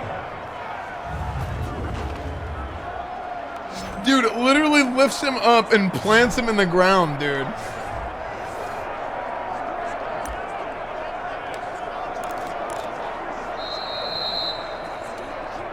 Second quarter, 2 minutes to go. Tie ball game. Oh, dude, that's a 10-yard sack. That is bad. Okay, we're gonna go run pass option here. Look back at some of the stats and scores from yesterday's action. They try to set up the bubble screen here. It's complete. Now the Dolphins going to burn the first of their timeouts. So as they take it over, we step aside. Dude, they got their frickin' they pinned their ears back, dude. Wait, the Browns playbook doesn't have Wildcat? You guys said the Browns playbook has Wildcat.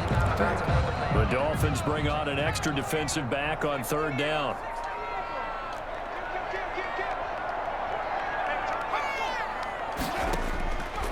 From the shotgun, he'll look to throw. Going up top for Miller. He's got him in. No way. How did he hold on to that? As they're able to convert. I think it's pretty safe to say that initially they had to be thinking about trying to get into field goal range.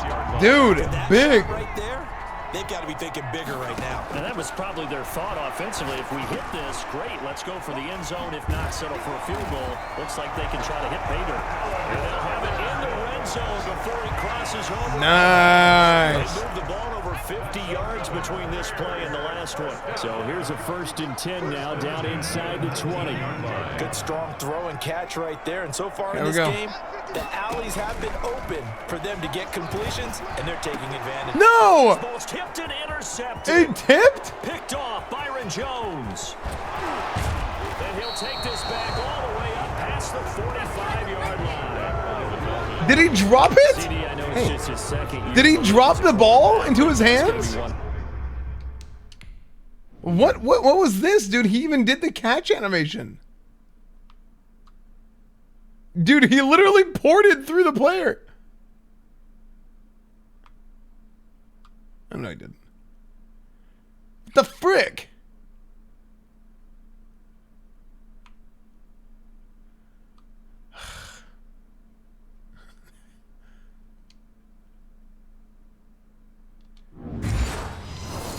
When he flips on the tape, he's like, I shouldn't have thrown that ball. No doubt about it, and his coaching staff will be emphatic about he shouldn't have thrown that ball. But remember, second year, as you noted, on-the-job training, so he's got to take this feedback that he's getting, negative or otherwise, and turn it into positives moving forward. On-the-job training. He's going to take their second timeout, as the stoppage will come with a little under a minute to go in this first half.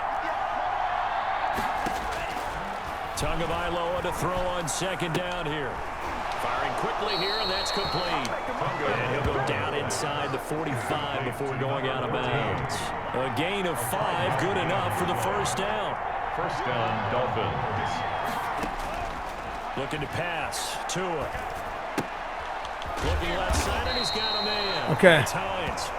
Third? No. There, Wait, what? only a yard. Okay. We're at the 41, second and 9. A gain of a yard. Brings up second and Throwing now is Tagovailoa. 1-yard line. Throw left No. side complete. It's Hines. Did he get a first down? Gets it down to the 32. 9 yards to pick up there, and it's a first down. And offensively, I just meant Cole coming IRL. Nice. 6 seconds left in the second. That's cool, dude. So even though it's first down, here's the field goal unit on now to try to get 3 before halftime. It'll be a 49-yard attempt from the left hash. And now we'll get a late timeout as it comes in the waning moments of quarter number 2.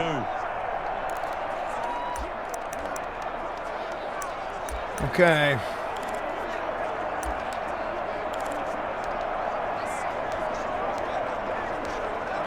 Jason Sanders now for the Miami field goal. It'll be a 49-yard attempt from the left hash. And this one looks good. It is good. And the Dolphins will jump out to a 3-0 lead. 1 second left. It's okay. We have the ball at half. To get him into this spot, and they cash in with 3. How about the 1-2 to the solar plexus on that one? The big play, the field goal, not much time left on the clock. That's the way to go into the half. Take over first and 10.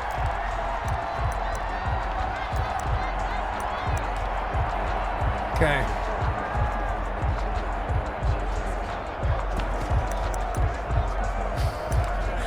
I fair catched it at the 1 yard. The Bears offense ready to go for their next drive. And they had a nice little drive going last time through the interception in the red zone. I think we're just going to... Bad enough to throw it anywhere, but that drives coaches insane when they're thinking about, hey, we've got a shot at points already. We're already in a spot where you're thinking you got 3 on the board for sure.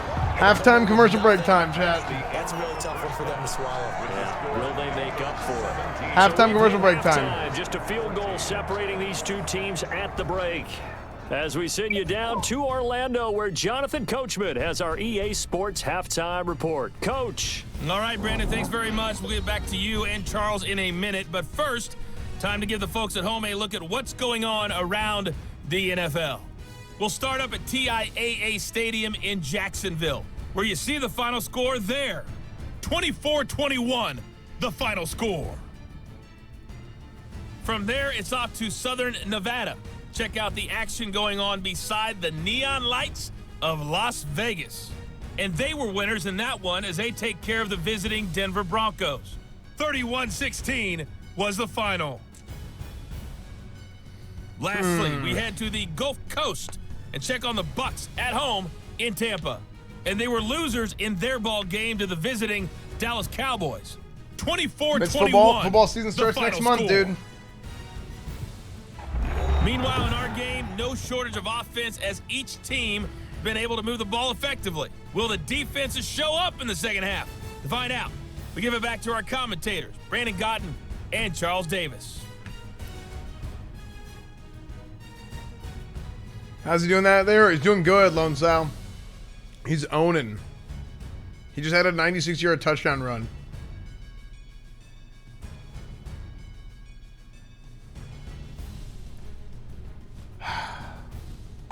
Thank you, sir. A field goal separates these two teams as we come back for this second half.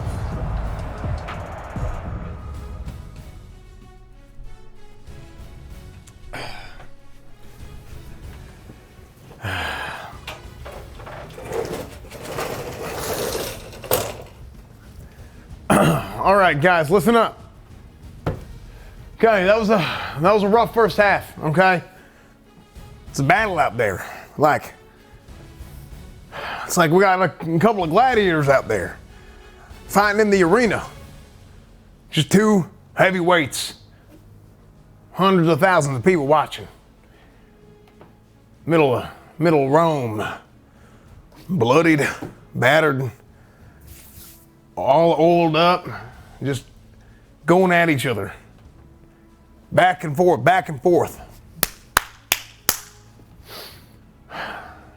Who's going to give up first? Who's going to give up first? That's the question, chat. That's the question, fellas. You got to ask yourself, Justin Hill, why the hell did I throw another interception after I got called out by coach in front of the whole damn team? What the hell's wrong with you, son? Dion Muldrow. You came to my office earlier this week and you said, Coach, I think I made it. Now, don't get me wrong, that was a hell of a job on that fumble recovery. But you let up damn near as many yards in this game as any other single person in the damn secondary has let up in the first drive. In the first drive of the damn game, you let up damn near 100 yards. The hell is wrong with you, son? Listen, we got to pull our head out of our ass, okay? And we end up with a damn 10-point swing. Got me spitting. Hill. Damn 10-point swing. Because what? Because you're trying to thread the damn needle like a dadgum seamstress. Okay? When you don't need to be a seamstress, just be a damn quilter. Does that make sense to you, son? Do you know what a quilter is? A damn crochet or whatever the hell my wife does on Saturday evenings? Do you have any idea?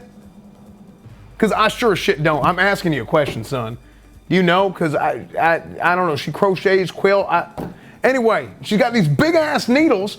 You're using the small needles when you got the big ass needles in your hands. So stop throwing damn interceptions. That's what I'm telling you, son. Oh, coach, I'm sorry. I don't give a damn if you're sorry, okay? Now apologize. Coach, I just said, I don't give a damn. Listen, we're going to go out there, rally the damn troops. Somebody on this team's got to rally the damn troops, okay? It's not, I can't do anything on the sideline. I can't. I can coach y'all. I can tell you what to do, okay? But y'all got to stop looking around and saying, who's going to be the guy? Stop looking around and saying, who's going to be the guy, when you look in the damn mirror and you be the guy. Go out there, make a damn play, and let's win the damn football game. Let's go.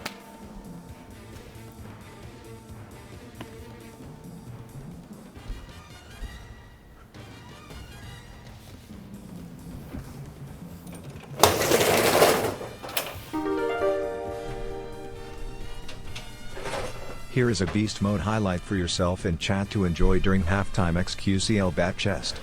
Thank you, Kaiser. I'll watch it after the game. Remind me after the games. Can we get ice cream after the game, coach?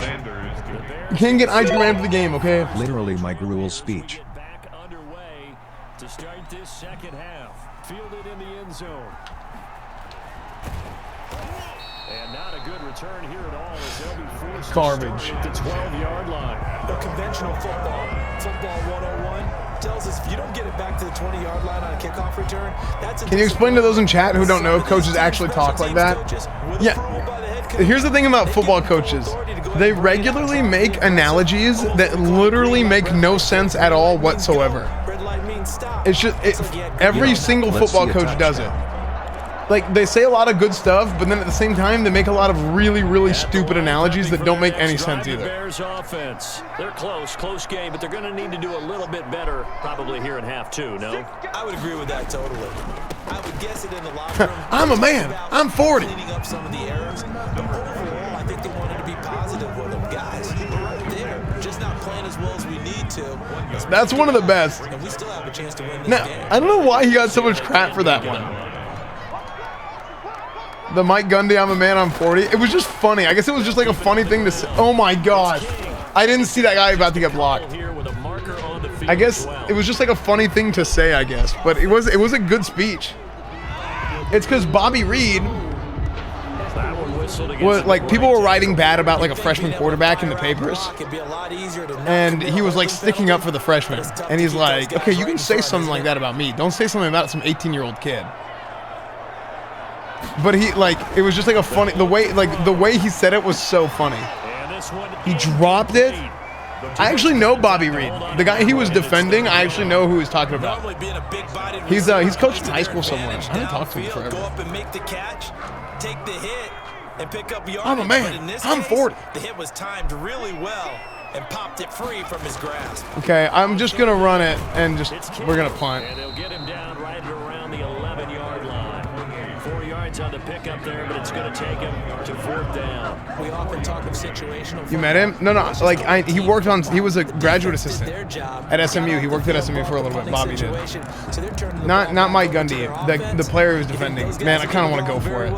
No, I accidentally kicked.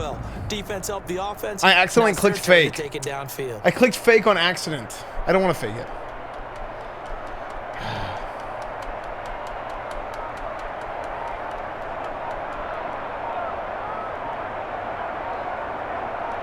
You can't audible.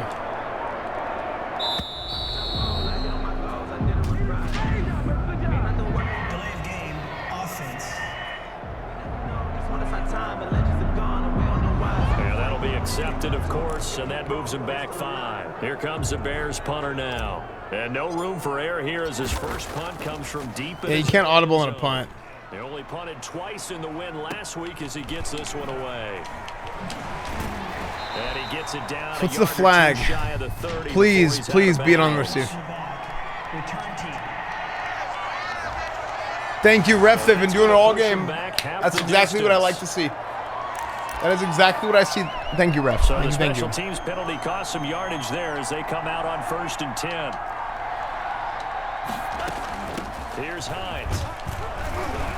This will be stopped about 2 yards shy of the marker. 8-yard gain, 2nd and 2. Man, I just love being in this stadium. So much history, tradition, so many great teams and games, and we're seeing a pretty good one right now. Hotly contested. Under a heavy huge sack. So they come out of the locker room. Massive sack. Ginormous sack. Yeah, they knew they had to jumpstart things. Wow. They really struggled in the first half. That was big, dude. But now they had a plan, made that adjustment that we always talk about, and it worked very well on that play. Throwing is Tagovailoa on 3rd down here. Looking for Oh my gosh, dude. And he's gonna How? get this one down to the edge of the red zone. Nice 3rd down conversion. You made both my guys miss. That's a play that will likely be forgotten when you talk about big moments in this game. But plays like this are critical to keep drives going. And if points result, we'll call this play significant. What? And he was hit as he threw it there, and it forces it incomplete. 3rd quarter on a Monday night with a 2nd and 10 coming up. And he is If we can hold him to a field goal, it's good. He goes down right there. An important play right here, 3rd and 10. And I would expect pressure here. And it's 3rd down. Out of the gun on 3rd down. Here's Tua. Tua hit, and the ball is out. And this is picked No He's at the way. 50. Dude, my guy runs like a... 30. Dude, we ran out of juice. Now as he brings How did he... us all the way What back was to that? the 20. He just stopped running. I was sprinting. Play call that came in. He literally just ran out of gas, Discussion dude. about, hey, we Edward can seal Snowden, the yeah. We can really put ourselves in a great spot to take. He just completely ran out of gas, dude. Find a way to cough it up. And the 2-score game opportunity eludes them, and now a chance for the other side to come back here. Yeah, that means defense has to go out there and make some plays themselves. Dude, So we call completely sudden run out of change. gas, Let's see dude. if the defense is mentally ready to Yeah, that's take care of Edward Snowden. I had like a real draft class. That's how I have His just controller died Here on beat. 1st down. Open man is His controller died. Yeah, like down he goes at the 10 with a solid pickup of 8. A good pickup there. 8 yards on the 1st down completion. His pass caught at the 4. And the Bears are looking at 1st and goal as he's tackled all the way down at the 2-yard line. They'll try and run for it on 1st and goal. And he takes this one in for the Bears touchdown. A great effort there with his 2nd touchdown. the comeback. Here we go, dude. And the Bears have retaken Believers, here we go. Come on, check. Doubters. Where are the doubters? Where are the doubters? TDs now in the game. Bear leavers. puts them in the lead. What a terrific job by him. He is carrying the ball. Okay, let me show you guys. This is called the Oh, and now they're going to special, dude. Frick! He is not going to get in there. He stops short of the goal line. And the Okay, lead is I was gonna going stay for- right where it is. Okay, they went for the fake off of the extra point attempt. It's a long way to go, and they didn't get there. Didn't get it completed successfully. Did someone dare them to do that? Did someone Dude, Taysom Hill. Dude, bring in the heat, dude. Something on film to try something from the 15 on a PAT. I don't know. The only thing they needed to see on film there was a snap, a hold, and someone kicking the ball through the post. So now the Dolphins set to take over on offense. They lost last week. Actually, not only did they lose, they were shut out. Oh, The lead here what a right now. hit, And he dude. got blown up on that play. Back at the 20. They'll lose a yard there, and it's 2nd and 11. That's a really alert defense there because they saw the heavy look come in from the offense, countered it with extra linebackers who brought a little bit of speed and heft, and able to really make a big-time play for their defense. A loss of a yard there to start out. That leads to a 2nd and 11.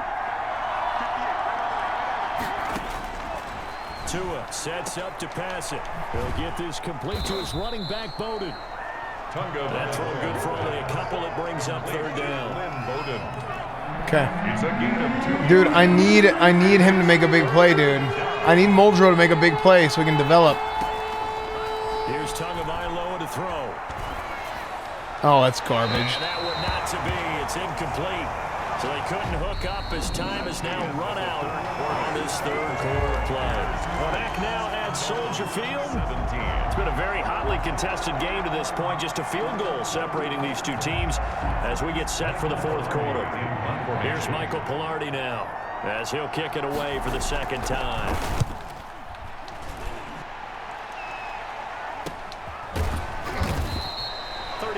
Yards on the punt. Okay. I need Muldrow to make a play though.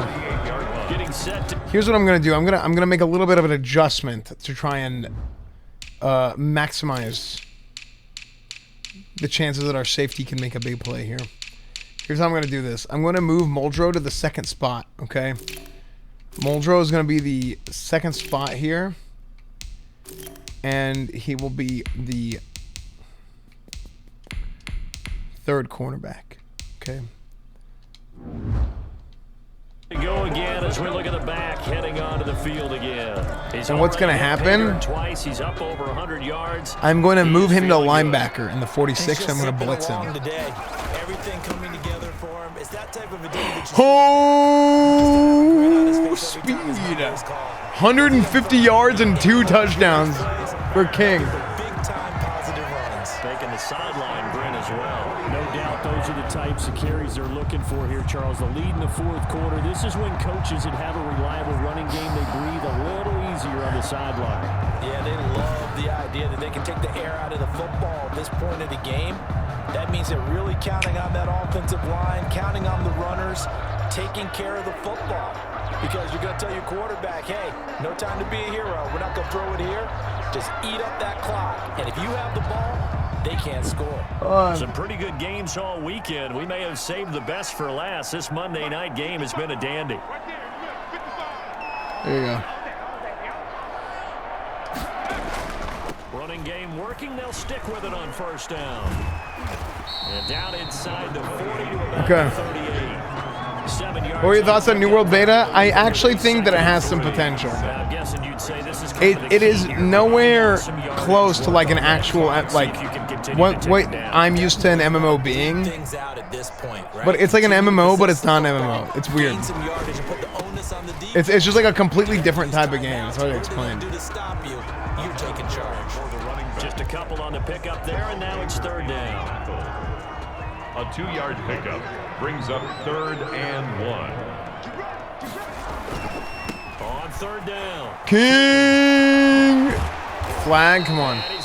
Dude, I got a stomach ache. I've been getting a stomach ache recently, every now and then. I don't know why.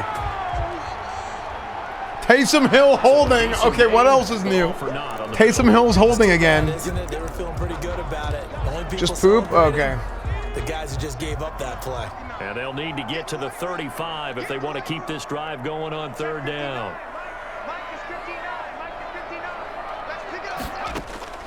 On play action, they'll throw. Oh, you dropped it! How? Incomplete. He dropped it on the crossing route. Fourth down now. Looked like they had an opportunity for a big play across the middle. Field goal? 60 yards? Do you think we can do it? Before he could haul it in. So on fourth down. Oh, we have the wind at our backs. Wind at our backs. We got this. 7 yards or 7 miles an hour. It is a 60-yard attempt here. Big, dude. 23. Dolphins. Big. 17. And that right there is something we've seen, I don't know, 15 times in NFL history. That will officially go down as a 60-yard field 60-yard field goal. Perfect for this to have any chance. He's got to get it out low and really drive through it. And I tell you, that was one heck of a kick. One heck of a decision on the sideline to even try it as well. Okay. We're up by 6. They can kick. They can go to a touchdown. They can get a touchdown. They can go get an extra point. So now here come the Dolphins. Okay, this is it, dude. And they're coming off a 3-and-out, my friend. We got to make a big play here. I think they got to look at that play sheet and go to a spot that they haven't gone before. Time to shake things up a little bit to try and get this offense moving. Okay, so how do you do that? Oh, Muldrow's so close, dude. If Muldrow gets that sack, then he develops. For one of your better players, and maybe try to hit something big and get things going in the excitement area. He's going to go for a big play downfield. They'll probably spend a little extra time dissecting the game film after this one. I think the part of their plan was to hit him over the top with the deep ball. They've been unsuccessful all Nice! Huge blitz!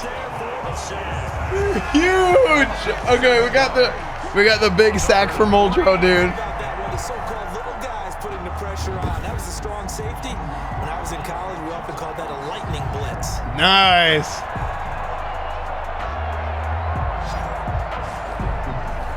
Here's Michael Pilardi now as the drive goes backwards, so he's on to punt it away.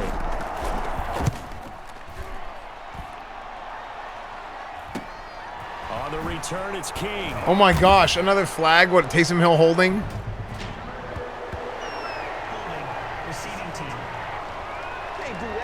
Jalen Johnson. So this will be accepted as it moves the offense backwards. So the special teams penalty cost some yardage there as they come out on 1st and 10. He's got a first down and then some at midfield. Good throw, good throw. Down to the 40-yard line. Hey, can we get a touchdown for Hill here to kind of help that? He'll get that complete to his tight end Komet. And he'll go To get that terrible touchdown interception ratio fixed. 3 yards the gain there, 2nd down. Well, that's always a good place to throw it just because he's one of the biggest targets not only on this team but in the National Football League. And you and I both know the quarterbacks love these large-bodied tight ends, and why not? Nowadays, they're really wide receivers who are just taller and have a little bit more weight. These guys catch the football, make big plays downfield. In the old days, we wanted them to block. Now coaches want them to catch the football first. This is 3rd. Najee Harris. Maybe the biggest play in this football game. Right here, Najee Harris. We're just going to pound it and we're going to get that first down. Ready? Oh my gosh, that guy tackled 2 guys. Nice. 3 yards there, good enough to keep the drive moving. Not totally home free yet, but it's looking good as they come up 1st and 10. They'll try and run some clock here as they keep it on the ground. And he's going to be met at the line of scrimmage and taken down. Emmanuel Agba there on the stop. 2nd and 10. 4th quarter, down to the final 2 minutes, and we've got a 1-score game. So the Bears with a football here as we welcome you back. Another running situation. Okay, play action. Here we go. Step as they come up 2nd and 10. Going for it all. And that'll be incomplete. Dude, my O-line is so bad. We got to work on the O-line. Hang on, 3rd down. Didn't he go to the Steelers? Yeah, I only copied, like, I only made sure to get the actual draft class of the, I didn't get the whole draft class. I just made sure to get Justin Hill. So on 4th down, out trots the kicker in a big spot here. This to make it a 2-score game. And his kick is 2-score game, believers. And that will make this Toro, thank you for the prime. Bears 26. Dolphins. So his 2nd field goal of the game, and that could turn out to be the big one. Yeah, you have to make them score twice to beat you, and that's not impossible. But here in the 4th quarter, puts their backs clearly against the wall. Taken in the end zone, and no effort to bring this one out. It's a touchback. At their own 25-yard line. So Tua and the Dolphins. I'm kind of new here. Who's your favorite team? Unfortunately, it's the Cowboys. 7 on the clock. How will this thing pan out? We'll watch as they come up on 1st down. The throw here caught by Devontae Parker, and he'll be out of bounds across the EDQ, thank you for the prime. Grayson, what's up, dude? Thank you for the 7 months. What's up, man? Why'd you choose the Bears? I like picking teams that need work and then rebuilding them. He can pick up a lot of yardage after the catch. But in this situation, the defense was effective, able to stop him before he could get a good head of steam going. And he'll go out of bounds, it looks like right at the 40. 7 yards there and a 1st down. 1st down, Dolphins. Back to throw. Oh, I need to go. Now a desperation throw What the? deep downfield. And too much juice. It'll be out of bounds, incomplete. They're down 2 scores, and they need a quick one to try and get back into this one. Oh, that was great. That was great. That was one way to try and get it done. Unsuccessful in the attempt, but they have no choice but to keep trying. Wait, no, I didn't finish what I was gonna do.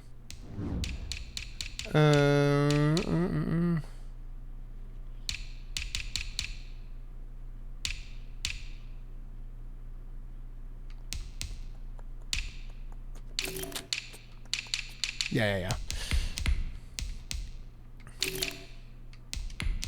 There we go. Saved. To throw is Tua. And this time he's got the Okay. pickup. It's complete. And he'll be taken down, but not before he works it past the 50. Juicers. 11 yards there. Too much First juice. down. And what a nice example there of a tight end doing exactly what he needs to do. How about how he worked his way to the outside, made sure he secured the catch, and then anything after that, we count that as a bonus. And indeed, he gets Bonus. down. Oh my! It's the tight end Gesicki. It's complete, and he's going to have another first down. Defense, you gotta figure something out here, dude. A good pick up there of 20 yards. He gets this one complete to Bowden. And inside the 20 before he's brought down. Another strong gain on the last two plays. They've moved it a combined 33 yards. Throwing the out route. Oh my! It's Parker. And he'll be out of bounds. Another nice gain, 16 yards there and a first down again. A bit of a catch for him to remember. That's number 400 for his NFL career. Not a bad number at all.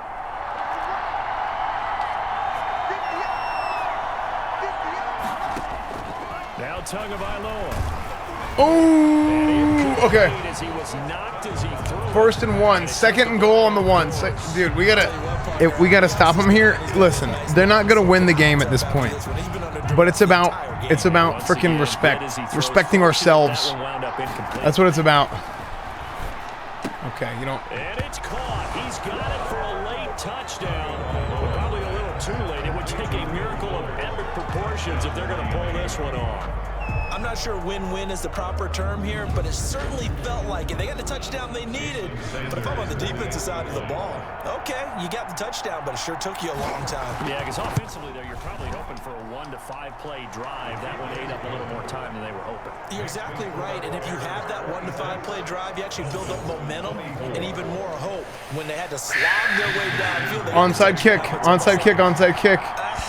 Yeah, you know, doesn't feel right. Exactly. And this is going to be taken in by the Bears, and it appears they're going to win this game. Fourth quarter, they felt like they needed the football back. Okay, that's it. That's game for sure. Unless something crazy happens here, that's game. And someone has said here that the data says that when a team's expecting an onside kick, 80% of the time, the team expecting it, they do actually recover the ball, which is what we saw here. I just wonder if that number is much more of a anecdotal type of a number. Kind of like when the coaches tell us. Kneeling is for losers.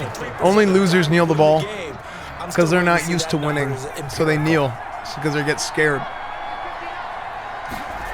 They'll keep it on the ground. Oh my gosh, Taysom Hill blocked somebody, dude. Take his lumps here at this stage of the game as they stop him behind the line. And now here comes their final timeout as they take it with 8 ticks remaining.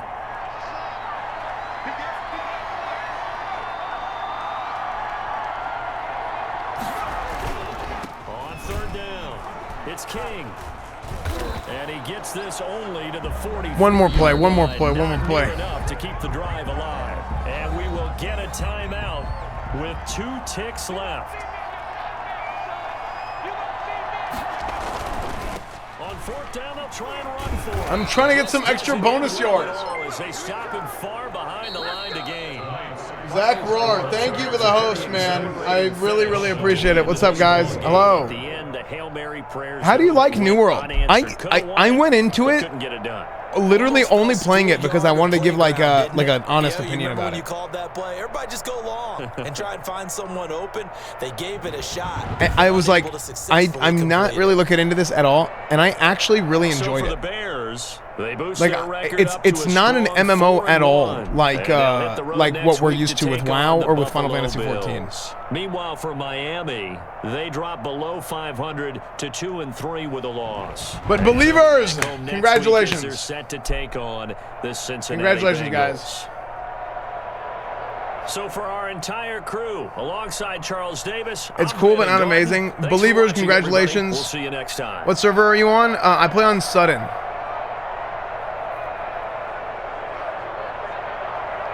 I play on Sudin. Believers!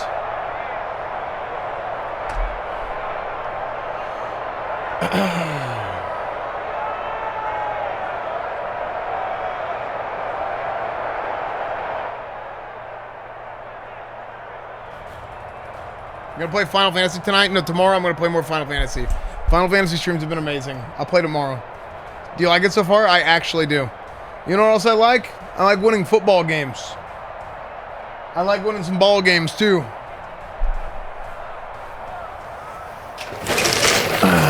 All right, we got ourselves a press conference here. Listen up.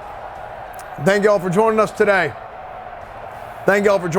We're obviously we had a hell of a showing. That was a hell of a game. You know, our guys went in at halftime. We were down 3 points. We were getting the ball coming out, and they overcame the adversity. You know, we had a couple mishaps right there before the end of the half, but we trusted our coaching. We trusted our game plan. Coaches trusted the players. Players trusted the coaches. Fans trusted the players. You know, fans trusted their investments and their season tickets. Owners trusted that fans were going to come to the game. You know, the people in concession stands trusted that the fans were going to buy concessions. And the custodial staff trusted that fans would make a mess so they'd have jobs, you know. And that's just how this whole thing works. Questions? Yes, you, ma'am, in the back. Excuse me, Coach. I was wondering why y'all ran that fake punt when y'all were down on your own 20-yard line at the beginning of the game, and the first punt of the game. Ma'am, listen, ma'am. Sometimes we make some decisions, okay? Sometimes, ma'am, we make some decisions, and you got to take risks, okay? If you don't take no damn risks, then you can't win no damn games, okay? And sometimes them risks, they go in your favor, and other times they don't, okay? And hell, you know, the risks that we took today, the culmination, the accumulation, and the addition and the subtraction led to the multiplication of this win. So, hell, listen, it ain't, what's so hard to understand about that, man? Y'all can criticize a singular play, this and that, all y'all want, but at the end of the day, it's about that score at the end of the game. Do you win or do you lose? Are you a boy or are you a man? It's just that simple. Any other questions? Do we have any other questions here? Sir, you in the back. Yes, Coach. I wanted to ask, you guys seem to have been running the ball quite a bit with Brian King. If you guys been losing a little bit of trust in your quarterback, Justin Fields, after his 7 touchdown, 10 interception performance this season? Look, listen, I trust that we got the best damn young quarterback in the league. Okay, sometimes you have some rough patches, but it'll be okay. Chip Dicksdale here with the Chicago Times. Go ahead. How many more holding penalties will you accept from Taysom Hill before you have him killed and his body dumped in the river? Hold on. Well, I'm not going to do any of that now. But Taysom Hill, he absolutely has got to work on that. So Taysom Hill, he's been holding every damn play. I think Taysom Hill's got a little bit of a big head. Okay, this son bitch, he goes and he don't get the ball and he gets upset and he starts holding. Okay, and then we got to run it back. We got a 10-yard penalty, and he's like, hey, look, someone else got the ball. Maybe if you gave me the ball, maybe I wouldn't hold it. I said, listen to me, son. Listen to me, son. You can't get the ball if you ain't on the field. So how about you do your damn assignment properly? You stop committing damn penalties, and you might find your ass on this football team next season, okay? Instead of riding the damn bench, staying at home. What the hell do you want? You know, so hell, you know what? Good question. You know, we're going to address that ourselves. We will. So that's it for today. I got to get the team meeting. Appreciate y'all. Y'all have a nice rest of your night. We'll see y'all next week.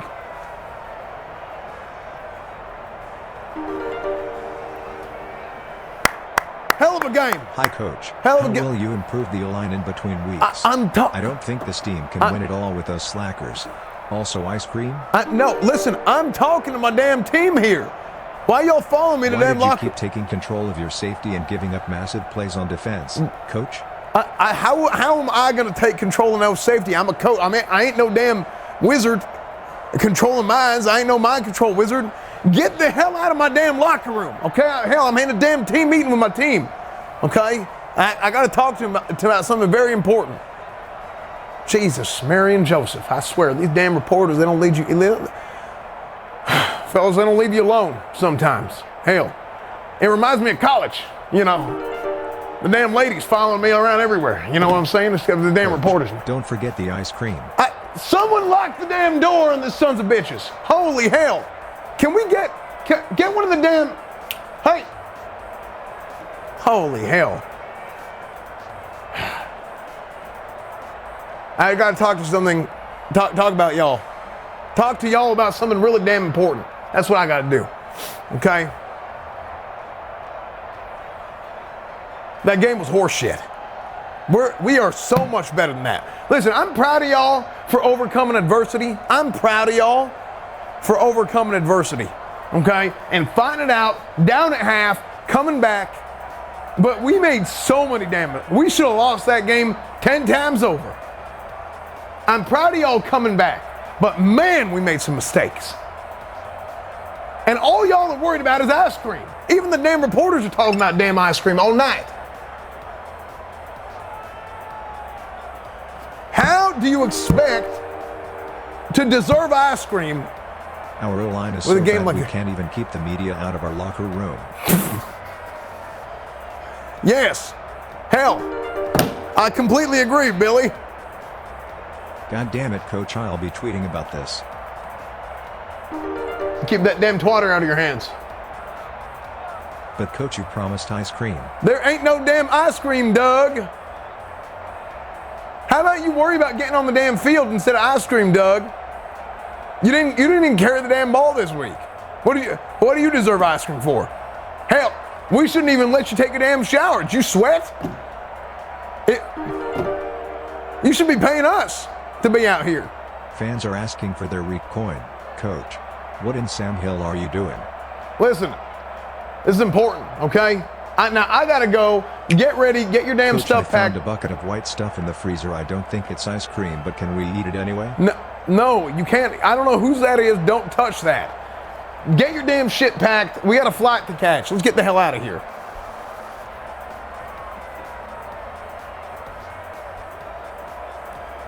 Believers! Coach, it's your running back king. Get Please, your I can't shit. keep carrying this offense. Pack Fields your shit. throws more interceptions than Nickelodeon Mitch Trubisky. I said pack your stuff and go. What do you man. have to say about reports of King stealing crab legs from a local buffet? That was not King.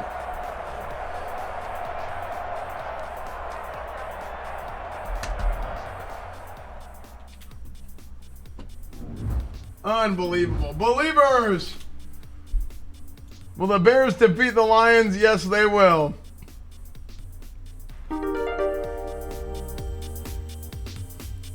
Hey Coach, it's Doug's wife. He hasn't been on the field in weeks, and I'm not talking about football.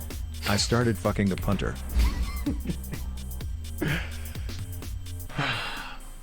Unbelievable. Okay, we'll do another game here. Guys, tomorrow we're going to do Final Fantasy. Okay, we'll do Pug Karazhan, Pug Gruul's, Pug Magtheridon. We're going to pug all that stuff too, but tomorrow we're going to do this week, but tomorrow is going to be Final Fantasy. Yeah, tomorrow's going to be more Final Fantasy. I'll probably start at like 3 o'clock Central Ice Time. cream in the cockpit. So Can like we go get 13 some? hours from now. Oh, reminder. Yeah, I said I would watch this. The pilot said he got ice cream in the cockpit. No, that's not. Click. Okay, you said watch this after the game? Oh, yeah. Oh, dude, this is one of the greatest runs in NFL history, dude. One of the greatest runs in NFL history. Who they traded for from Buffalo. Downhill, physical, and down the field, you're going to see Matt Hasselbeck and the whole offensive line. Oh, nice, Billy. Watch him cut it back, and you're going to see all kinds of people sprinting down the field to help him. He breaks the tackle of Shanley, runs through Sharp. Legendary run. Through Adele, runs through Jabari Greer. Get off me, he says to Tracy Porter. Look all the way down the field, Hasselbeck, all the offensive linemen. Are you kidding me? Columbus is down the field. 78, Columbus, the offensive guard. The quarterback, Hasselbeck, was 30 yards down the field. Look at the hustle by Columbus. Dude, look at that stiff arm. Dude, legendary stiff arm, dude. Locklear, look at that. Locklear and Hasselbeck coming up from behind. Are you kidding me? That's actually a block in the back. Dude, where's the other video of this? It's got to be in the recommended, right? Where's the dubbed video of this? Is that TOS? Hey Couch, why are you a Chicago coach but have a southerner accent? $2? No, because you get hired from different places. Marshawn Lynch. Okay, where is it? Oh yeah. Definition: put the team on my back. One's will to carry the team, and not let any obstacle come in between. This video is so funny. That you must achieve to go ahead and get that green, if you know what I mean. This video is not TOS, right? What's up, niggas? I'm back. Oh yeah. Let's get into it. He can say it, chat. That's fine. All right. Hasselbeck get a ball to Marshawn Lynch. Whoa. Look at this shit. Look at this nigga. Look at this motherfucking beast. Look at this. Whoa. Hold on. Get the fuck out of me, pussy. Oh, shit. Look at this shit. Running. Touchdown. Easy. And Darren Sharper. Hope it. It's so good, dude. Look at this nigga.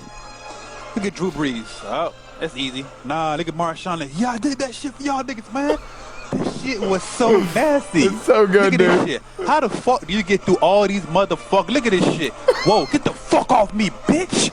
Pussy. Hey, you little nigga, get off me. Child's play. Look at this nigga, though. I never seen a nigga put his team on the back like this nigga Darren Sharper Homer did. Look at this shit. I gotta do this shit. So good, dude. For Seattle right now, for T-Brad, for all them Seahawks, though. No, you can't take me down. You need more than that. Hey, little boy. Little boy. Damn, a Superman, though. Look at this shit, though. So much determination, though. I never seen this before in the NFL, though. A nigga put his team on the back like that, though. Marshawn, I know how you feel, man. Greg Jennings did the same thing. Shut up, Drew Brees. Shut up, remember, man. You gotta put the team on your back, man. No matter what you do, man. I don't give a fuck what you do, man, in life, man. You gotta put the team on your fucking back at all times, so, man. Real talk, man. Feel strong, man. And it's like, shit. When you put a team on your motherfucking back, you know what I'm saying? You feel so good, you gotta carry these young niggas to the promised land, though. Like I do, like Marshawn do, like Rand Grant do, like Greg Jennings about to do today, though. Y'all look out for that, though. It's easy, I'm back. Oh, this is legendary video, dude. Oh. This is... Here it is. This is why I say I want the hardest. This is this guy. This is the first video this guy did that like exploded. I think this was like Madden 09. This is why I say I want the hardest niggas in Madden. I have one of the most best offense in Madden history. Look at this shit. Look at that nigga.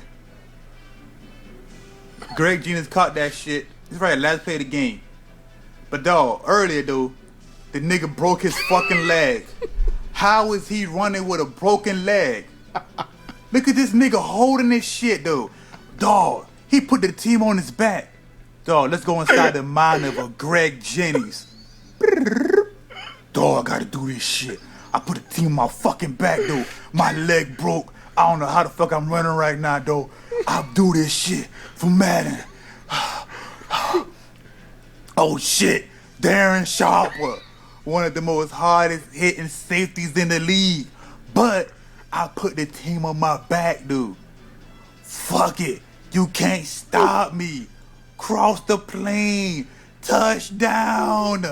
Greg Jennings. Dude, the fact that it's Darren Sharper in both videos is so funny, dude. Fuck you, Gumby. Oh, dude. So in the old Maddens, you could get hurt and you could force a player to play through an injury. In the old Maddens, but it would reduce some of their stats. And they would, like, if they, like, hurt their leg, they would run like this. Dog, let's go inside the mind of I really wish they would let you do that still. I think they stopped doing that because it was like promoting like unsafe, like the NFL is not safe, or like some stupid stuff. Like dude, who cares? Like, it's just funny, dude. Yeah, like some CTE, whatever. Just, I don't know.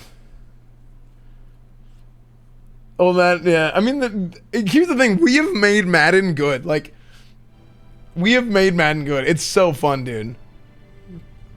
Same reason they stopped knocking helmets off in the game. Yeah, that's true. In the old Maddens, if you got hit hard enough, there was like a random chance that your helmet would pop off. So, oh man, so good, man.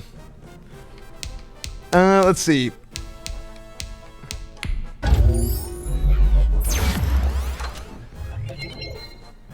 Chat, CTE, listen, CTE is as real as coronavirus, okay? Unbelievable. Let's see. True. I've been saying the same damn thing. Okay. No, I will say this about the CTE stuff. I feel like a lot of times the data and the research on a lot of that stuff, it's always late. And the like NFL helmet companies and all this stuff, they've done like a really good job of like always working on like making better helmets and pushing more and more like safety measures. So like a lot of times like it sucks because everything's always delayed. So you will just learn about everything later. You know what I mean? Like these guys who develop CTE, it'll be like 10, 15 years down the road. Like and back then, like the helmets were like rocks. Like helmets were not good. In college, my helmet looked like I was just like shoving pillows. It just felt like my head was surrounded by pillows. My college helmet. My helmet that I had in 7th grade was like hard foam padding.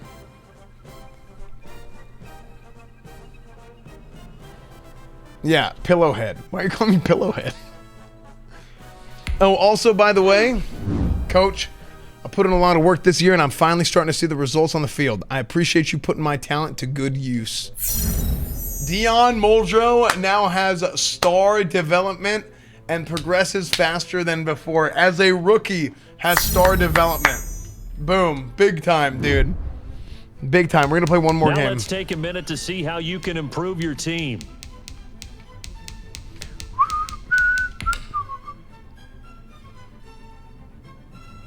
I just started using the spear. You can throw it to knock players down. Please do not go out on a football field and throw spears at people. Oh, in New World. Oh, yeah. I saw somebody do that. You're right. I saw somebody throw a spear and knock somebody down. Okay, which team do we play next? I'm going to play one more game tonight. Do we play the Bills, the Eagles, the Niners, or the Patriots? Because I'll simulate a few games. And Spears and Madden with the FEA. Cut Hill. Green Fields. Now let's take a minute to see how you can improve your team.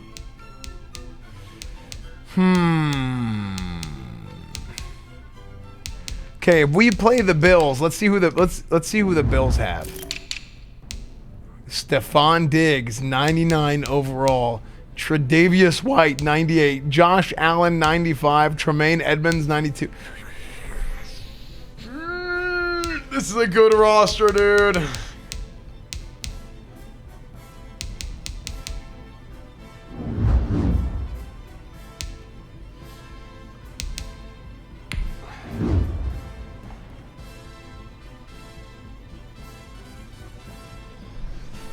Man, I think we got to play the Bills, chat. This is going to be a big game. A big game. And we're going to open the table. We will. Will, that last game was close. Will the Bears beat the Bills Yes or no? Will I beat the Bills? 5 minutes on the tables. The predictions are open.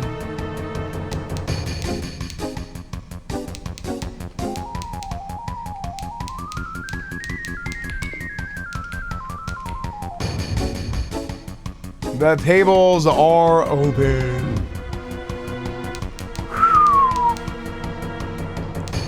I actually think this is going to be a tough game.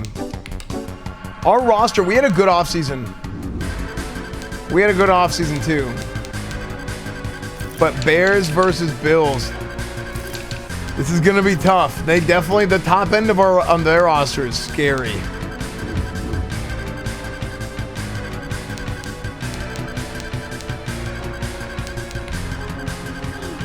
Coach, we need to think about prioritizing the run this week. Tre'Davious White is going to be overshadowing our receivers all game. The Bills use him primarily to take away the slot, so our quarterback is not going to have a lot of room to throw inside. How do you want to handle this? Guy, listen to me. We're going to slow him down. He poses a big problem for us, but I think we'll be fine as long as we play smart, balanced football. No silly turnovers, no panicky decisions. Okay?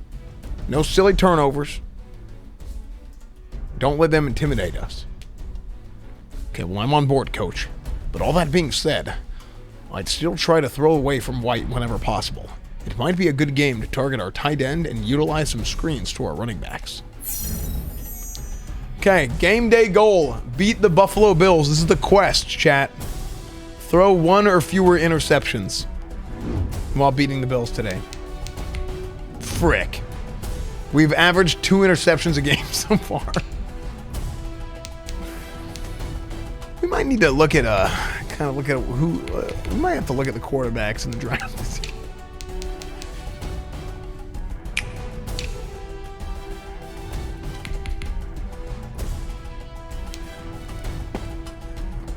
Ba-da-da. Let's look at receivers. Oh my gosh. 6'3", 226. Heard from an outside source that you approve of players playing with injuries such as broken legs. Is this true? Kinda weird, child. Hey, listen. Are you a boy or are you a man? Okay? That's what I want to know. And men play with broken legs.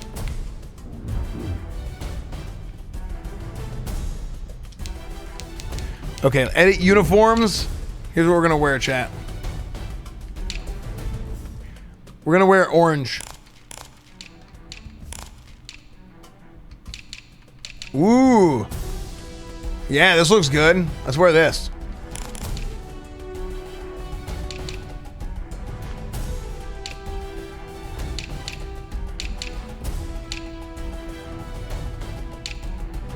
Yeah. That looks good. Okay, we're gonna wear that. We're gonna wear our colors away. Okay, Indianapolis defense. Okay, here we go. I gotta go to the bathroom before we do a little bit of a pregame speech, chat. But it's about to be game time. How long has this man been playing Madden for? 20 years, probably. Tonight, what are your thoughts on New World? I was surprised. The National Football League. Here we go, chat. It's Week 6 of the NFL on EA Sports.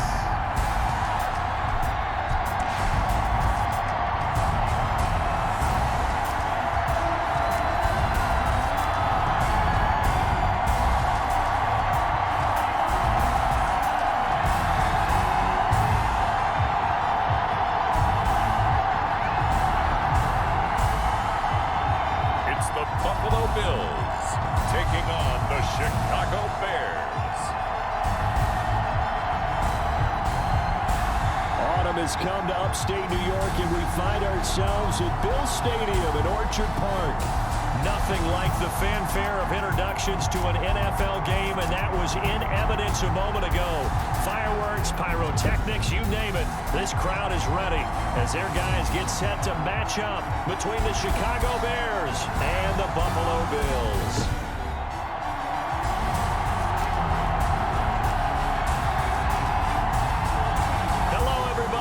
Charles Davis. I'm Brandon Gaudin. And Charles, you take a look at the Bills entering play here.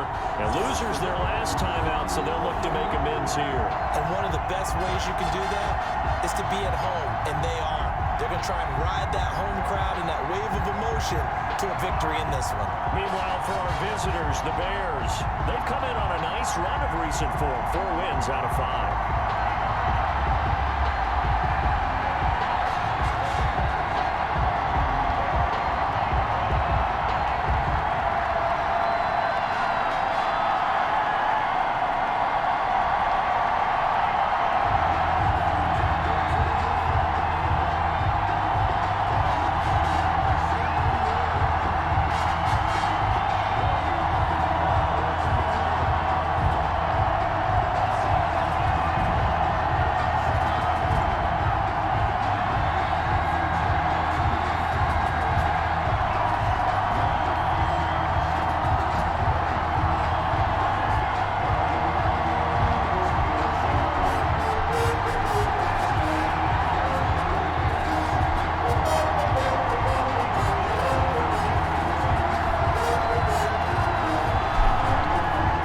Okay.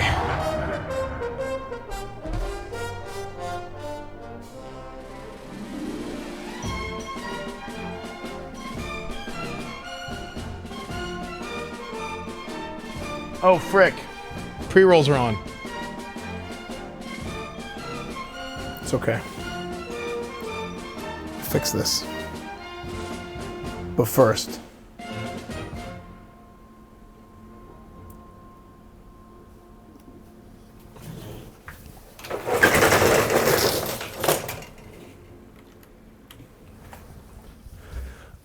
all right, listen up, man. Got a big game this week. Got a hell of a football game this week. The damn music's already playing in the stadium. Y'all hear that out there? Yeah. We got the Buffalo Bills, and they got a hell of a football team they do. There's a lot of folks that think, there's a lot of folks. Okay, listen, I know y'all listen to a lot of people doing a whole lot of this, okay? Doing a whole lot of talking, okay? In the media, on the TV, on the radio. I know it. You gotta take that thought, all that negativity, all that doubt, cast it aside, okay? Because this team can win this football game, okay? We've had a hell of a good week of practice. We got the proper game plan. We got what it takes. We do. We got what it takes to win this damn football game. Let me tell you, we will. Now, it's not going to be easy because they got a damn good receiver, okay? They got Stephon Diggs. So are we getting ice cream if we win or no? Why the hell all y'all care about is ice cream, okay? Worry about winning the damn game. Jesus, Mary and Joseph. Secondary, it ain't going to be easy, okay? They got a hell of a quarterback. They got a hell of a receiver. Basically, the entirety of their passing game, passing defense, they're going to air it out, okay? There's going to be a lot of big plays this game, okay? So we got to be on the ball, okay? We're going to come out. Got any splints or wheelchairs for the upcoming game? You're going to need it, ha ha ha ha. Why am I? Why are you saying that to me? You know I'm your coach, okay? I ain't going to get injured. And 2, you're on my damn team. That don't even make no damn sense. Okay, hell. See, this is the problem with this team. We got folks who don't even know Fields, I've been trying knitting per your request. I made a little bear. Do you like it? That's not what I meant, Fields. Whenever I told you need to... I said, when I was talking about threading the needle, I was talking about throwing the football in tight spaces. I wasn't talking about literally threading the needle, okay? I wasn't...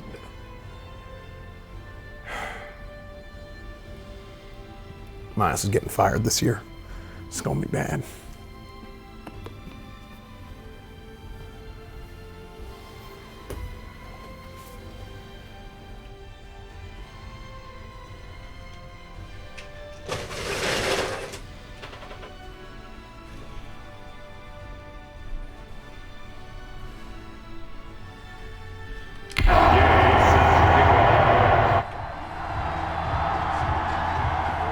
The roof was closed. The sound bounced.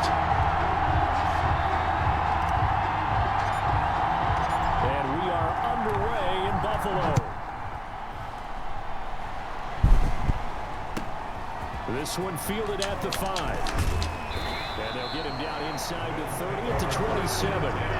For the Buffalo offense coming out. Here we go, boys. Allen, who was at the helm. Coming off of a loss their last time out, I think he's just seeking to make a bigger impact on the game. He threw a touchdown pass, didn't throw an interception. I think he just wants to jump those numbers up in terms of flinging it around and letting his receivers get into the end zone.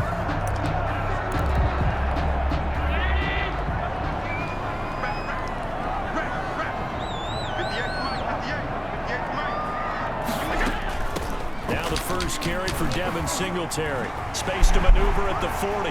He's at the 50, 30, the 20, and all the way home for a Bills touchdown. Devin Singletary, his 4th touchdown of the year, and the Bills have taken the early lead. Well, they said they wanted to have some explosive runs. How about that one to start the game? And I would say on the defensive sideline, there's a lot to answer for.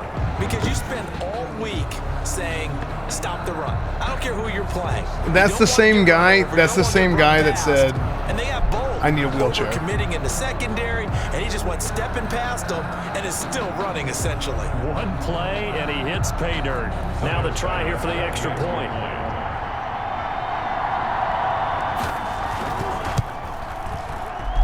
And it's 7-0 Buffalo. So they hit pay dirt on just one play. The long run, the scamper, and a very nice scamper into the end zone for the touchdown. I can't wait until after the game so coach can get us all greased up in the locker rooms.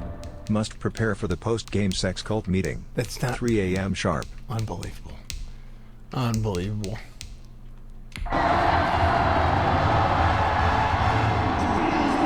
After the touchdown pass to kick it away. Yeah. What's up, JP? Thank you for the 16 months, dude. And he won't get this to the 20-yard line as he's down at the 19. So here are the Bears now for their opening drive. And leading them out there, we get a look at their 6'3" quarterback. Chevrolet, thank you for the tier 1, dude. Thank you, man. Is to want to match things right away because they have a lot of confidence in their talent too. They just saw a big strike against their team, and you know they're thinking to themselves, I can get this back right now on one play. Well, if it's there, you take it. But I gotta wait for ads to finish because I forgot to run an ad in pregame. Oh, freaking Doug, dude. Freaking Douglas. Otherwise, just go ahead and calm your team down. Run okay, here we go. Get things going and see how things settle in. Did I play 14 today? No, I'm going to play 14 tomorrow. I'm going to start at like 3 or 4 o'clock my time. It's 2 o'clock right now, 2 a.m. Ads are done?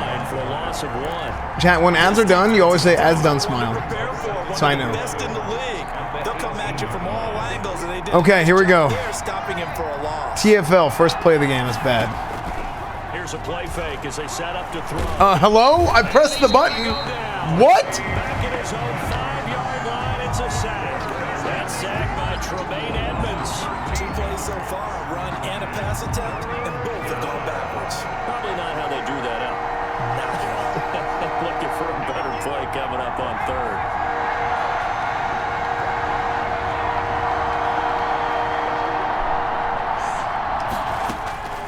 Now on 3rd and long, they'll look to throw. He rifles one that's intercepted. Literally the goal of the game was to not throw an interception. Diving interception by the exact guy we were talking about. Throw the ball. He's got to try to wipe that one away from the memory banks. And let's face it, it's not often a quarterback and a defensive back have a lot in common. But one thing, because they have these individual type plays, they've got to have short memories, don't they? DB gets beat, wipe it away, quarterback throws a pick, has to do the same thing.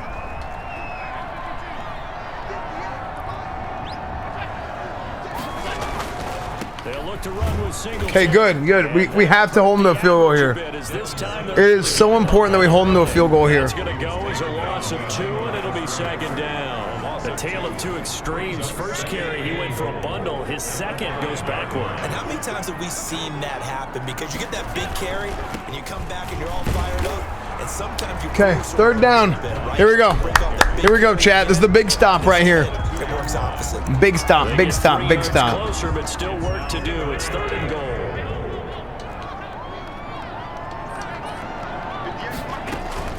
They'll try and run. Huge stop. That is not going to be nice.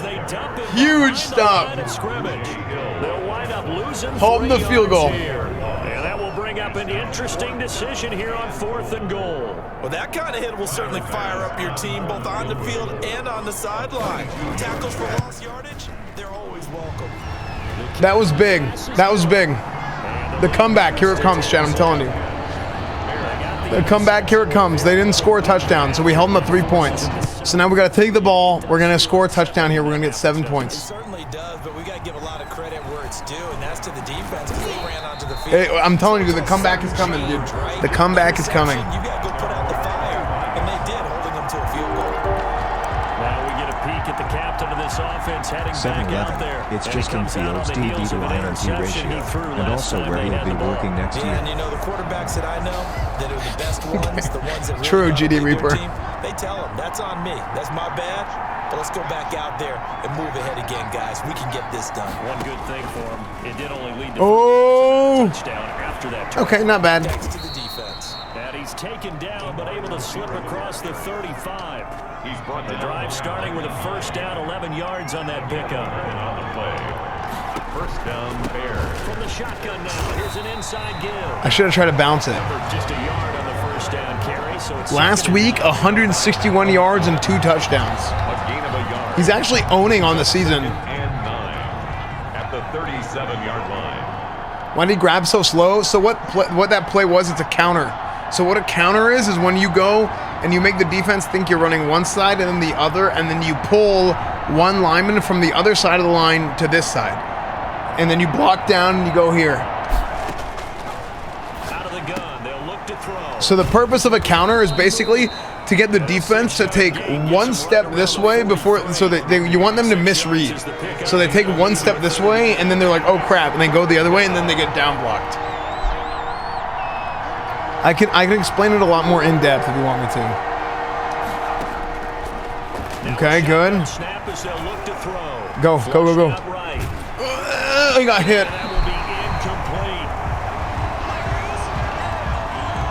When Madden took his Stromo as corner in his college days, I don't think it works that way.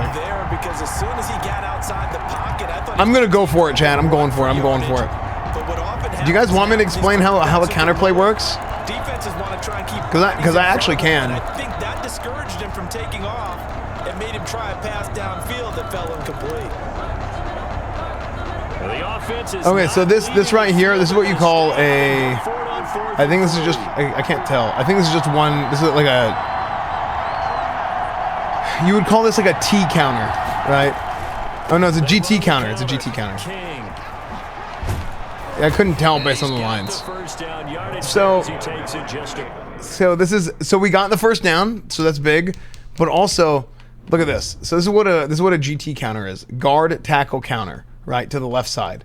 So if you watch the footwork of the running back here, right, a counter play is you make them think you're running one way by boom. This is kind of a crappy counter step, to be honest.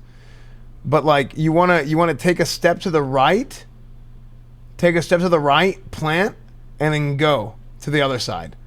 And the idea behind the counterplay is that the linebackers who are looking at they're reading their keys, right, which should be like what the linemen are doing, but sometimes they peek into the backfield and look at the they look at the running back, right?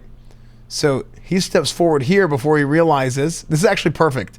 He steps forward thinking the running back might run this way before he realizes they're running the right because he's not reading his keys, which he's supposed to key on this guard, okay?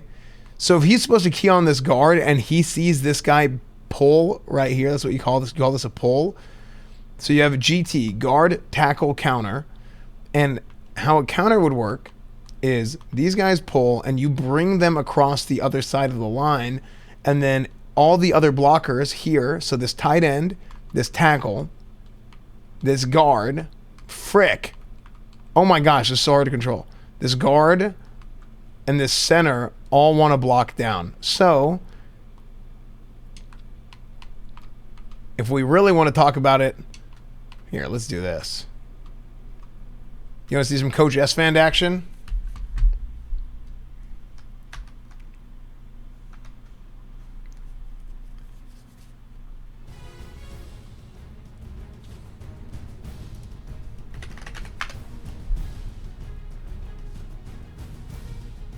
Okay. So this is how this works. So we have our blockers here. And because these guys are going, they are pulling and they want to block up here. Okay. Boom. This guy goes here, pull. And they want to block for the running back. So how this works is you have the tight end wants to block down. Your assignment is the guy down here. He would block here. He would go, actually, you know what you would do in this specific situation? This is kind of like a bad alignment, but you want to go and you want to make sure this guy doesn't just run right behind it and shoot the gap. So you seal him off here. You go here. You go here. And what you would do in this specific front, you'd block down here. And then you want to go and you want to seal this off right here. Okay. So you wall this off right here. Realistically, you would kind of disregard these two guys. And you would just hope that this guy doesn't and chase him down from the backside, because that would be bad. But because this is a GT counter, what you really want to do is you want to do this. So you have the guard and the tackle come in here, and the first guy, you get 1-2. So really, you're disregarding two guys here. So this is kind of weird, right? This actually might, because ideally, like you would want to counter these two guys. You want to counter this guy here and this guy here. But this alignment is kind of odd because of how, like with the GT counter, you would have this set up and you have this guy kind of outside the box. Because really, ideally, you would want to do this, and then you want to have this guy blocked, but you end up blocking this guy head up. This is weird stuff. Like, don't worry about that, actually. Anyway, these guys go, and he wants to block him, and then your tackle ends up just being a lead blocker downfield. If they're lined up this way and everybody blocks perfectly, you can basically disregard this guy and you can disregard this guy. If this guy makes a perfect read, then what he's going to do is he's going to end up going downfield and just trying to pursue you from the backside, and it is what it is, right? This guy effectively is realistically going to be out of the play, 53.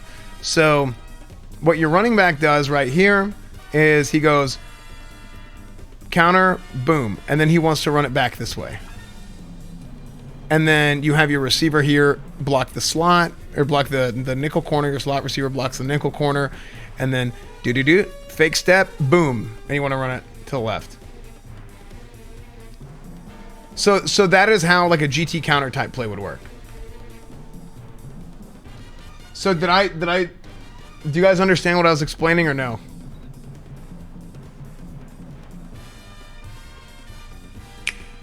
Pep Hog right.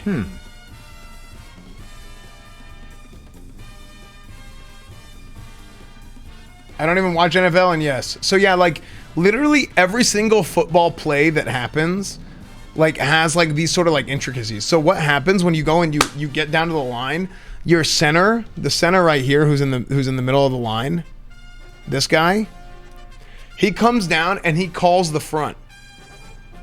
And then whenever he calls the front, and whenever I say the front, I'm talking about the defensive front seven. When he calls that out, wait, 1, 2, 3, 4, 5, 6, 7, 8. Yeah, you got 8 in the box. Okay.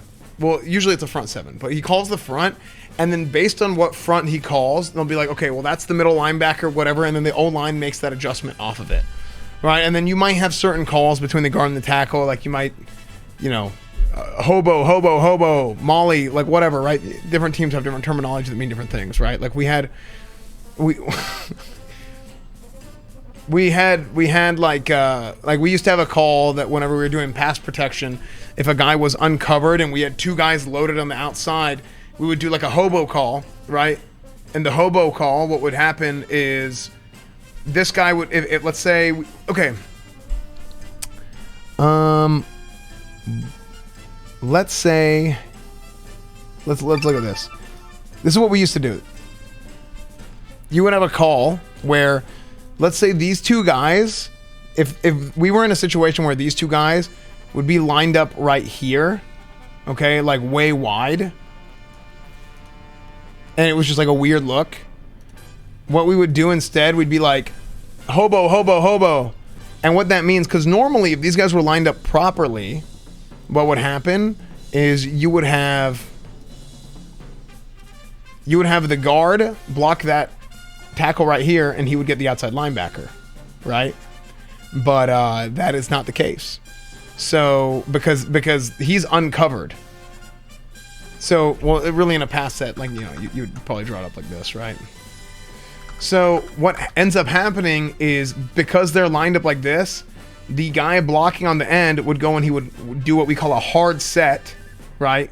So you come up and now this guy blocks this guy, and then what you would do is you would basically come out and you would waterfall and get ready for you'd get ready for this blitzer coming in, right? So that would be the idea, and then you would pick up this guy. Because if you try and have this guy reach this guy and this guy reach this guy, and you're not fast enough, it's really hard to catch a guy like this. This is why they call football physical chess. Yeah. 3 hours law tour. Yeah, I mean, well, people ask me to explain. Are the players supposed to remember all these plays? Yep.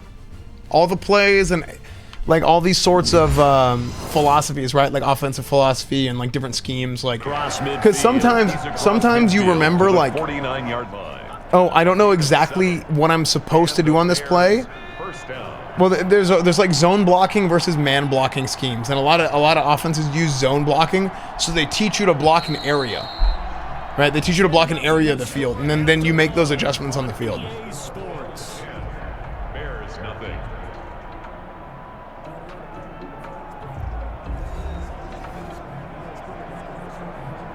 I've been watching football since I was 3 years old, and I used to play. This is legendary. I was quarterback and receiver. Yeah, dude. Plays are built out of smaller pieces that make it easier to remember because you can start the play in your head. Yeah.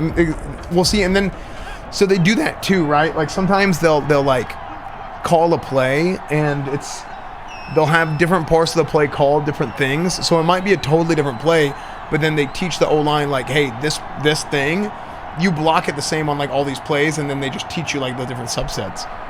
But that's like a whole nother thing. So this is another GT counter, right? Just like that. I mean, of course, the linemen aren't fast enough to keep up with the running back, but that was like perfect. You see what I'm saying? I have no idea anything about football, but the way you coach and tell plays are great. Yeah, of course, dude. Yeah. And we've seen the confidence rise, haven't we? It borders on arrogance. What you're talking about is only the O-line. That's crazy. Yeah, O-line is very hard to play. You have to be smart to play O-line. Like you have to have a good understanding of what's going on. So from the 39 now, they'll come up. Okay, so read option. Here we go. Read option. Nice. Big dude. Getting this one all the way down inside the 20. An excellent run of 22 yards on the keeper and also a first down. Well, he is certainly dangerous when he spots a lane and he keeps it himself there. Worked out well. And how about the moving parts on a play like this? You know you have to practice it over and over because it's almost like a ballet that has to be choreographed. But how about once he made the decision to go, he committed to it and went. Let's face it, most teams are going to defend the running back much more than the quarterback on that type of a play. Here's 2nd and 9, just a yard on that last run.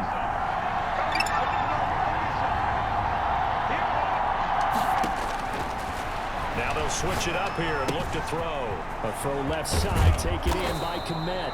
And the Bears are looking at. Sure about healthy with it? No, dude. Good NFL O linemen are they're just like large, massive human beings. They're not like fat. Expect tight ends to be big in terms of run after Like the catch, but in the after NFL, that like they're play, just he joins a growing the good band linemen of are like players, just freaks of putting nature, that dude. stereotype right on its ear. Would you play? I played left tackle on offense in high school, and then I played. Run pass option. And then in college, I was a D tackle. His third touchdown now on the year. And the Bears. Linemen used to be fat, but not anymore. Yeah. A nice throw there by the second-year quarterback. And I don't believe that was the kind of play he would have made as a rookie, because usually your rookie season is a continuation of your college days. A lot of one read, and if you don't have it, you just take off and go. Now he's settled in the pocket a little bit more. Still down 3. It's okay. It's okay. Getting to a second and sometimes third progression. That was a nice play. What's your alt? I love live streams. Esfand Radio. Up and good. And that'll cut it to 3 at 10-7. Do you like offensive tackle or defensive tackle better? I like playing O-line a lot. I like them both, but. And this carries into the end zone. And this will not be. Is this game busting on God? Yeah. Buffalo set to get the football back here. Last time they got 3 points, but it was a chip shot field goal. And when you go to the sideline after a chip shot field goal, maybe the offense not too happy. It's a balancing act, isn't it? Because you're exactly right. They're none too pleased, and they didn't. No, I don't have anything like that, Viper.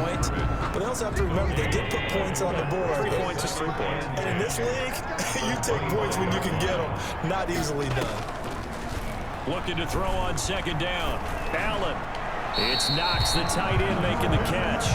They do get a yard there, but only a yard. Leaves them with 3rd and 9 looming. This defense tightening up a bit. That last catch, just 1 yard, making it 3rd and 9. Oh. Whoa! What?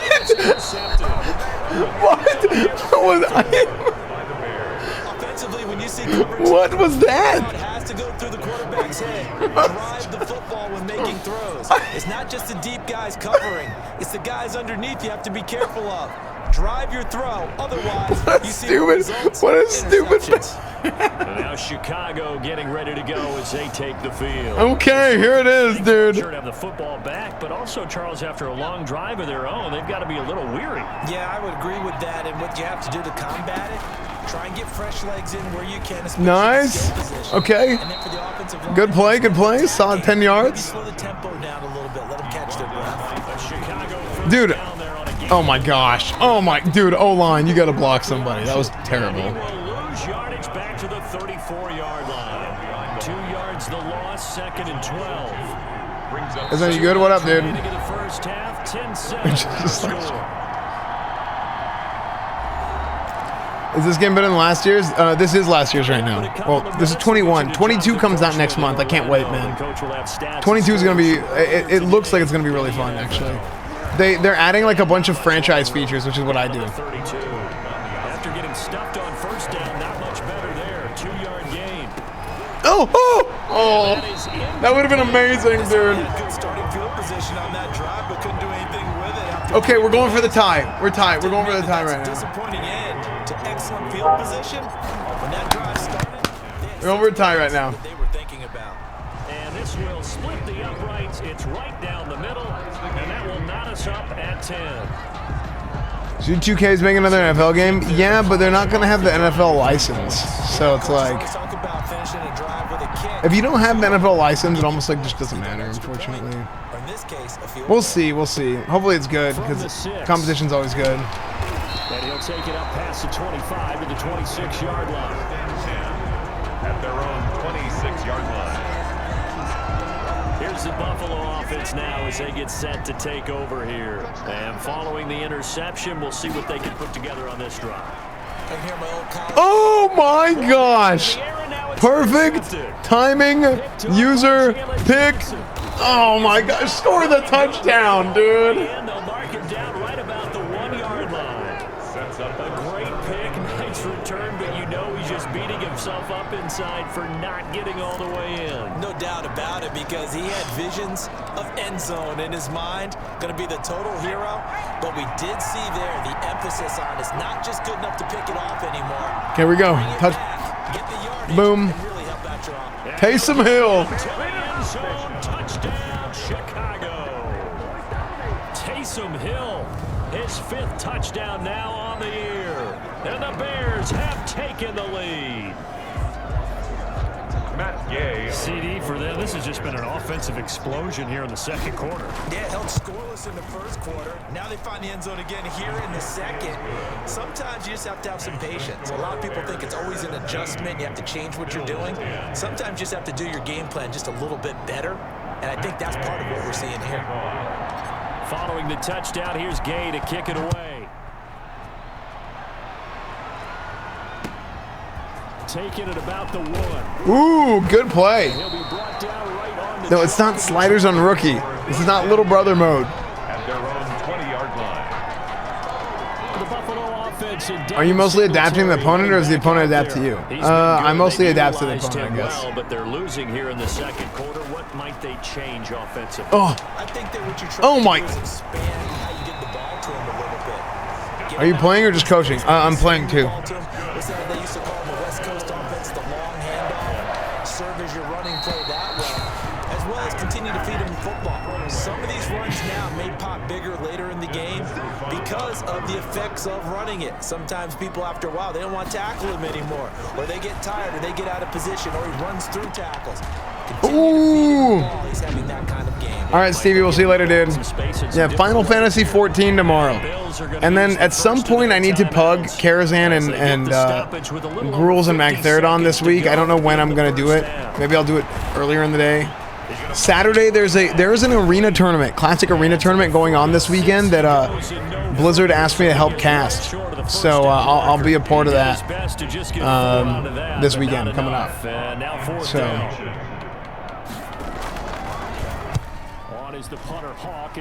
Yeah, I want to host my own arena tournament at some point. My own classic arena tournament. And that one hits at the 7, but no timeout. Oh, I should have called the timeout. I wasn't paying attention to the clock. It's okay. It's okay. We're up. We're up good, chat. We're up good. Blizzard actually involving streamers. I know, right? I'm telling you, Blizzard has gotten better about that. Historically they've been really bad about it, but that's the proper play. It's about time. You know what I mean? Risk takers out there that may want to take. I'm gonna stream this weekend. I'll probably stream Saturday night after the tournament. Set him back 5 yards. And you see the clock almost empty, so this is likely the last play in the second quarter. Out of the gun. Gonna let one fly for Robinson. And this will be caught. How did he catch that? Why don't I just do that all game? With a touchdown, that's the difference on the okay, it's halftime commercial break We'll send you time. down to Orlando and we check in with Jonathan Coachman for our EA Sports halftime report. Coach. Okay, Brandon, thanks very much. Welcome in, everyone, to our EA Sports halftime report. Let's get you caught up on what's going on around the NFL.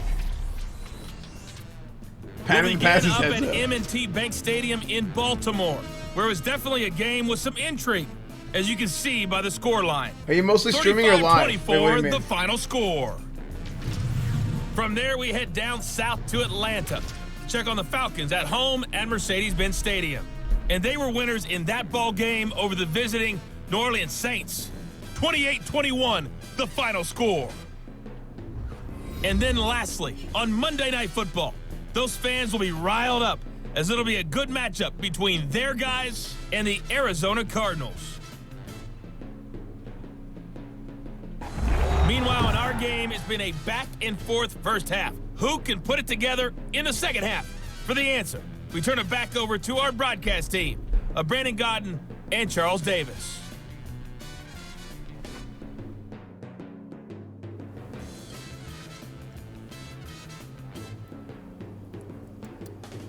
Ads done? Chatter ads done? Okay, Coach. Appreciate it. A one-touchdown game here as we get set to resume play in the... Ads done, smile.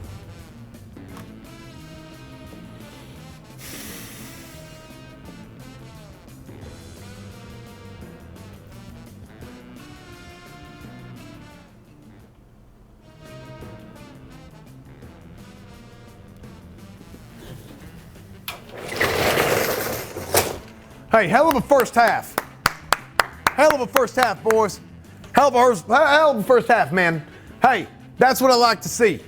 I got one damn question, though. Fields, why the hell have you not been doing that all damn season? What you did at the end, you throw it damn up to Robinson. Robinson ascends up into heaven and catches the football over 3 people. What? Just do that all game.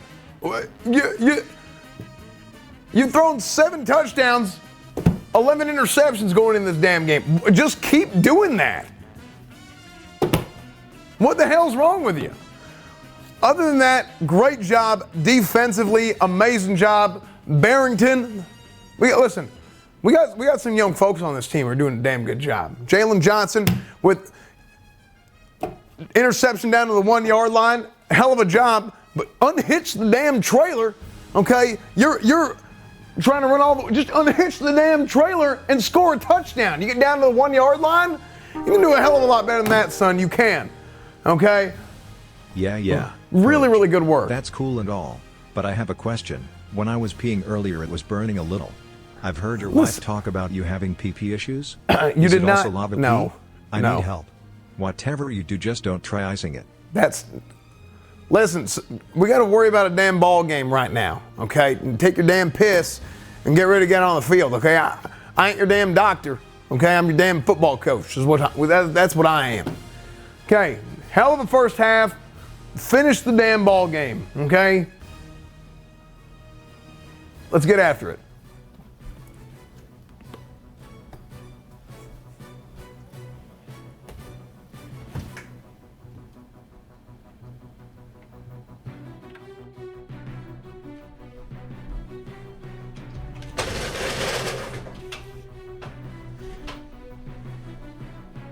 Second half.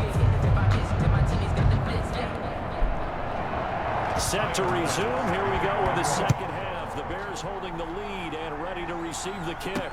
This taken in about 4 yards deep. And he's able to get this across the 20, but not by much as he's marked down officially at the 21. Coach does not have PB problems. So here are the Bears to take over on offense. They've won 2 straight, and they lead this one as well as they come up on 1st and 10. They'll start the 3rd quarter here on the ground. 7 for 21. King, you got to get the hell out of there. First half, he was held in check on the ground, but despite that lack of production, they still have the lead. And they've got to feel fortunate about that. If they could actually get production from their lead horse, that would help open up this offense and widen this margin too. Yeah. When's the house ready? Maybe 2 months. Oh my. Look! What was that? Back at the 21-yard line. Look! It's a loss of a yard, so it's back to 3rd and 10. Well, that's the big drawback to this play. Even if somehow the quarterback pitches it, he's not immune to the big hit. In this case, he kept it and absorbed it anyway. An extra defensive back. We gotta get the ball in King's hands, dude. We gotta get King to make a play here.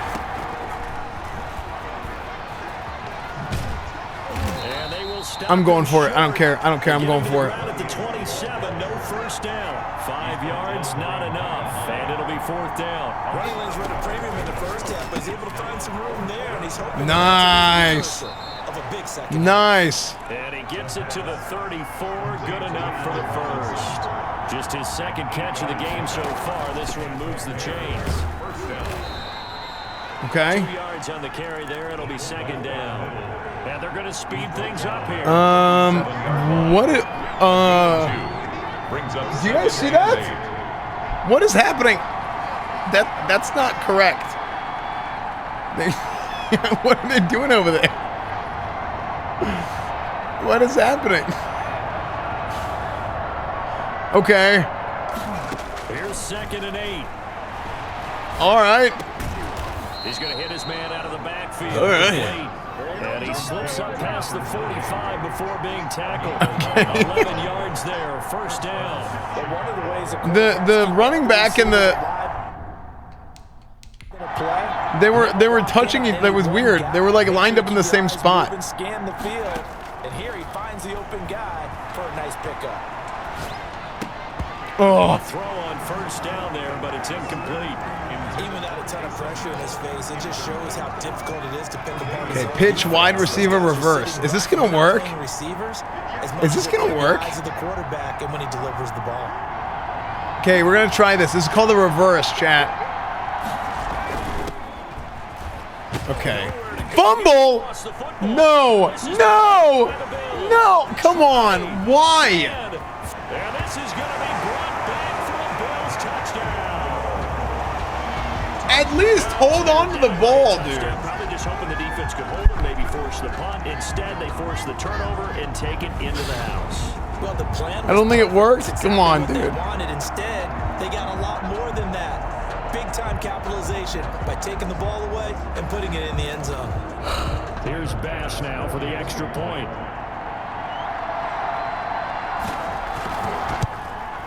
And he gets it to go, and we're all even. 17 apiece. The scoop and score, always an exciting play in football, and we witnessed it there. Grabbing it off the ground and then pulling it in for 6.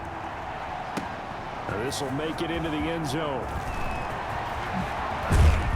And they'll get him down right around the 25, actually the 26. Chat, I need to do some arenas after this game. I'm going to get with Grayson and do some arenas after this game. Back out onto the field. Tie game, I know. They'll come out throwing here to start the drive. That one complete to Hill. And he will lose yardage here back at the 23. Yeah, I'll do them on my alt. I kind of They're changed going to it. wind up losing 3 there. 2nd down. Well, I know it goes against the Please go, Harmon. Who's Harmon? I don't even know who you are. football, don't drop it. But drop it there. Yeah, good. Dropping it would have been better. End up losing yardage, even though they completed the pass. As good as a sack. Yeah, how about that? Although they won't get the same credit for it, and it won't help them at contract time. It's not a surprise when you read scouting reports and watch tape because you know he's a heck of a player, but he is so difficult to get down in the open field. They just want to get him the ball and let him do his thing. Dude, 12, you got to block. First down and completing it. His second catch. This one not quite as dynamic as his first. And it's 2nd down. It's a pickup of 6. Brings up 2nd and Draw. Erase. Dude, 8 yards, 21 yards. Like, how, dude? This guy averages like 5 yards a carry in every other game, and the Bills' defense is just pooping on his face. Back to throw. Oh, it's a screen pass. That's complete. Oh. He'll have a first Oh. and he takes this Clean, dude. Clean. A great play there. His 9th touchdown of the season, and the Bears have broken the tie. There are several elements to a well-executed screen pass. This one resulted in a touchdown. It had all Did you see me set up the blocks, dude? I went inside it, and the defense came and got blocked. And Almost get to the passer. Then you got to get the ball thrown perfectly, whether it's to the running back, the wide receiver, whoever the screen guy is. And, of course, the blocking has to form in front to get him downfield for the touchdown. After the touchdown, it's Gay to kick this one away. Ba-ba-ba-bum-bum, ba-bum-ba-bum-bum. And he'll be stopped up at the 25. Okay. At their own 25-yard line. Now the Bills offense gets ready to head back onto the field. And a tight game after Way to make up for the reverse, Drew. See if they can get something going on this drive. As they head to the field now, with the game this close, you've got to feel there's a sense of urgency for them going on offense right now. But they have to do it without letting panic creep in and affect their play. A gain of Show sliders. I didn't change the sliders. First down. 1st and 10 at the 36-yard line. From the gun, it's Allen. Oh my gosh, really? Side, he finds Beasley. Come on, Muldrow. The catch there brings up 2nd down. Okay, 4th quarter. 1 quarter remains here on a Sunday night. This is the National Football League on EA Sports. Ball at the 40 here for 2nd and 5. Working out of the shotgun. Here's Allen. The left side caught by Diggs. Why did he just run? The safety just ran. Getting it to him in space pays off big time. That winds up going for 31. So now then, the big play has him all the way inside the 30 now, 1st and 10.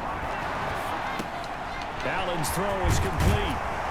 And he's going to get a solid gain of 9 before being brought down. Second and right at a yard. It's a gain of 9. That last catch short Hey, of the just marker people by lead. just a yard leaves him with a very manageable 2nd and 1. Allen going to give this Ooh, huge stop. stopped up behind the line. Big stop. Straight play. Shades of the 85 Bear defense. That's a right. little bit. 85 Bears On defense. Third down. 0 for 3 to this point. They could use a conversion. Here it's 3rd and 2. Singletary again. Go, get up in there. Have a first down here as he gets this one. Oh, Singletary is injured.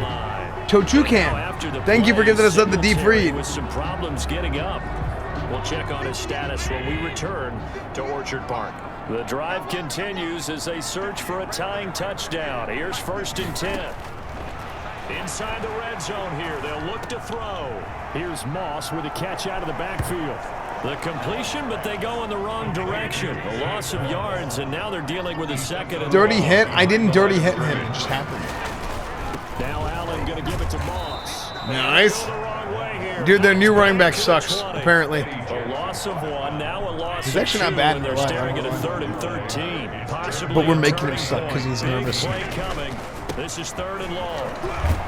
And he's going to come up well short as they rally up to stop him at about the 16. Call it a gain of 4, and it'll bring up 4th down. Well, they certainly had success throwing the ball in this drive, and not as much running it as we just saw once again on that last play. Stopped after a very short gain. But I wouldn't abandon the run totally, because otherwise, pass rushers just tee off on your quarterback. Makes it very, very difficult for him in that situation. Makes the score Bears 4. 92 just fell over. I guess they're thinking that their hands were tied, but in the 4th quarter, that field goal might not help them that much. This is huge, chat. If we can, this drive, we can put them away on this drive, chat. Maybe on defense, they can get better field position, get a turnover, get a better play, and then they'll have a chance to attack the end zone.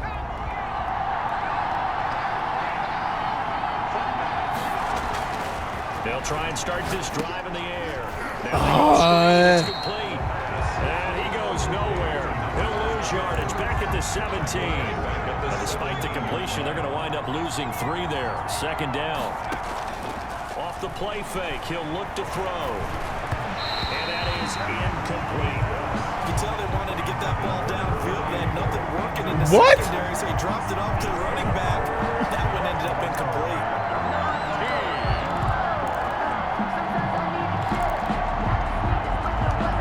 The Bears on 3rd down. Just 1 for 5 to this point. This is going to be 3rd and 13. From the shotgun, he'll look to throw. Oh, he dropped it? Incomplete. Intended for Cole Kmet. That's an excellent job right there on 3rd down. Like any defense, you never want to let them get anything started, and that would have been a 1st down. Instead, you saw the contact. This is actually so on time, bad. No penalty, and before this drive could get wings, it's 4th down. So they're forced to punt on 4th as this one's away. It's fielded at the 45. 35 yards that time on the punt. And the Bills are going to take over in great position here. It's actually so bad. Allen and the Bills now down 24-20. A little under 2.5 to go. So the shotgun. Ooh! Huge sack for the first play of the drive. Dude, that could be a game-winning sack, dude. That could be a game-winning sack. Just straight ahead pursuit. What a running start right back to the backfield for him. Yeah, it really didn't give anybody a chance to get up there and stop him. No, I mean, that's really difficult. You're asking a whole lot anyway, but when he gets that kind of a start and comes through clean, oftentimes the advantage definitely goes to the defensive player. So that complicates things a bit here. 18 yards to go now on 2nd down. Oh my gosh, really? And he's able to take it across midfield before going out of bounds. 8 yards on the completion, but now they face 3rd down.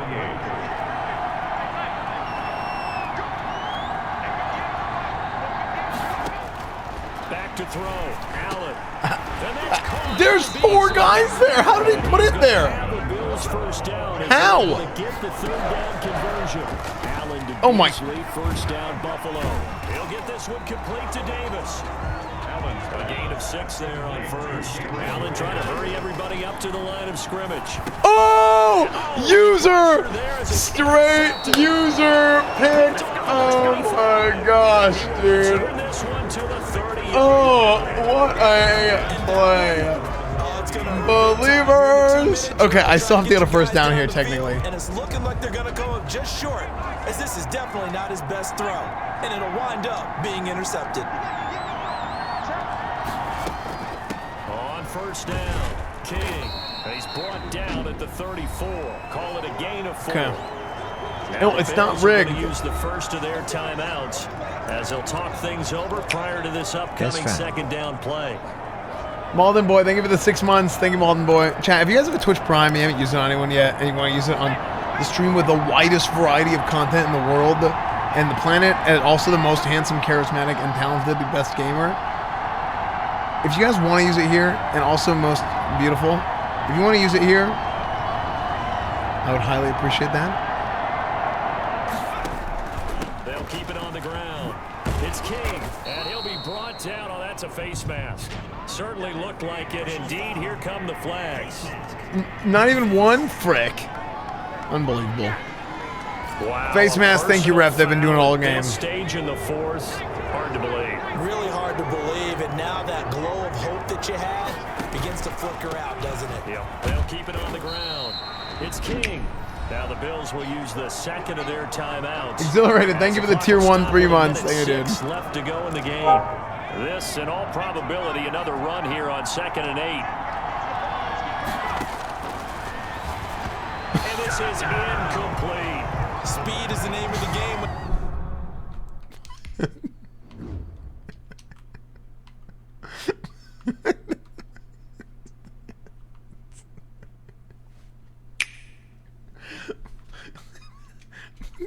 What?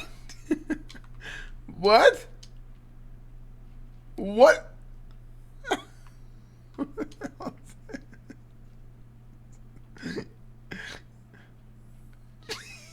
This guy is just like, I'm open. I'm open. When it comes to RPOs, and sometimes you can be a little too quick, thus inaccurate, incomplete. And they'll need to get to the 35 if they want to keep this drive going on 3rd down.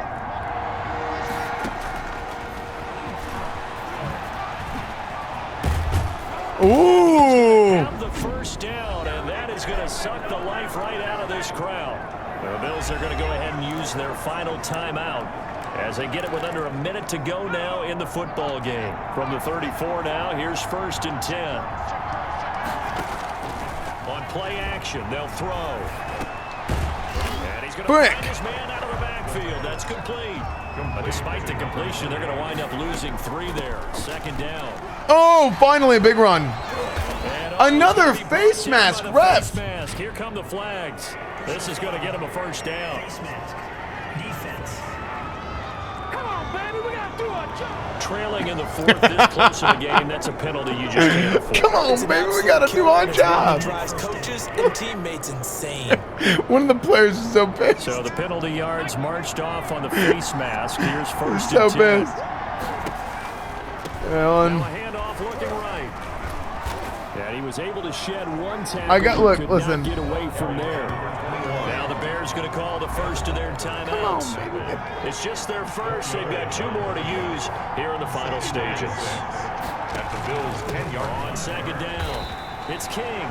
Nothing doing. He's immediately taken down. We're going to pad the stats. Ready? Touchdown right here. And this is caught. What? That could seal it. It's a I was just... That was insane. A lot of people might call this backyard football. Sometimes just understanding who you've got out wide and who you're going to throw it to. Look at how high he jumps. Opportunity to go up and make a play, even when contested. Looks like that one worked out pretty well. The trust factor. Hey, that's the game, dude. On for the point after. Maximum disrespect. And that one pushes the lead up to 37-inch vertical leap. Goes 8 plays. And the end result is a Bears touchdown. Believers, congratulations.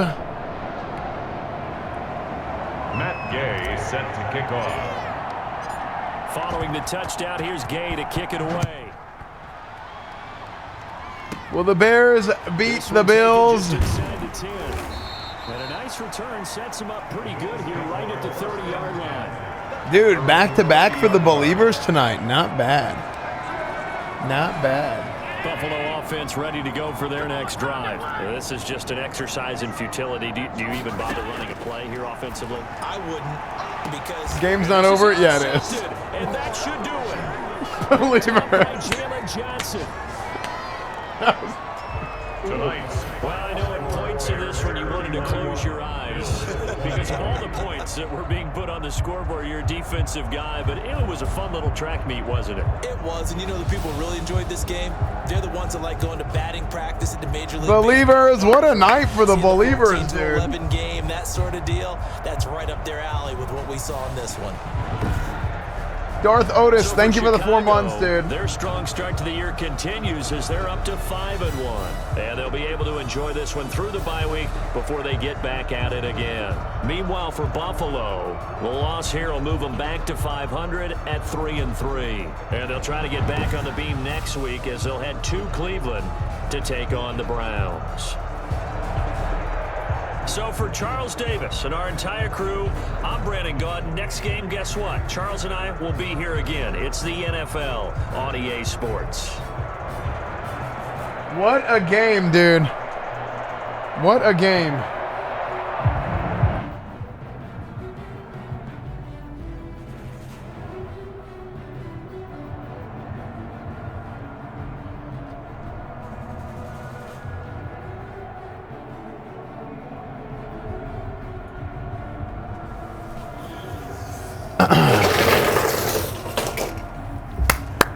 Hey, hell of a job, man.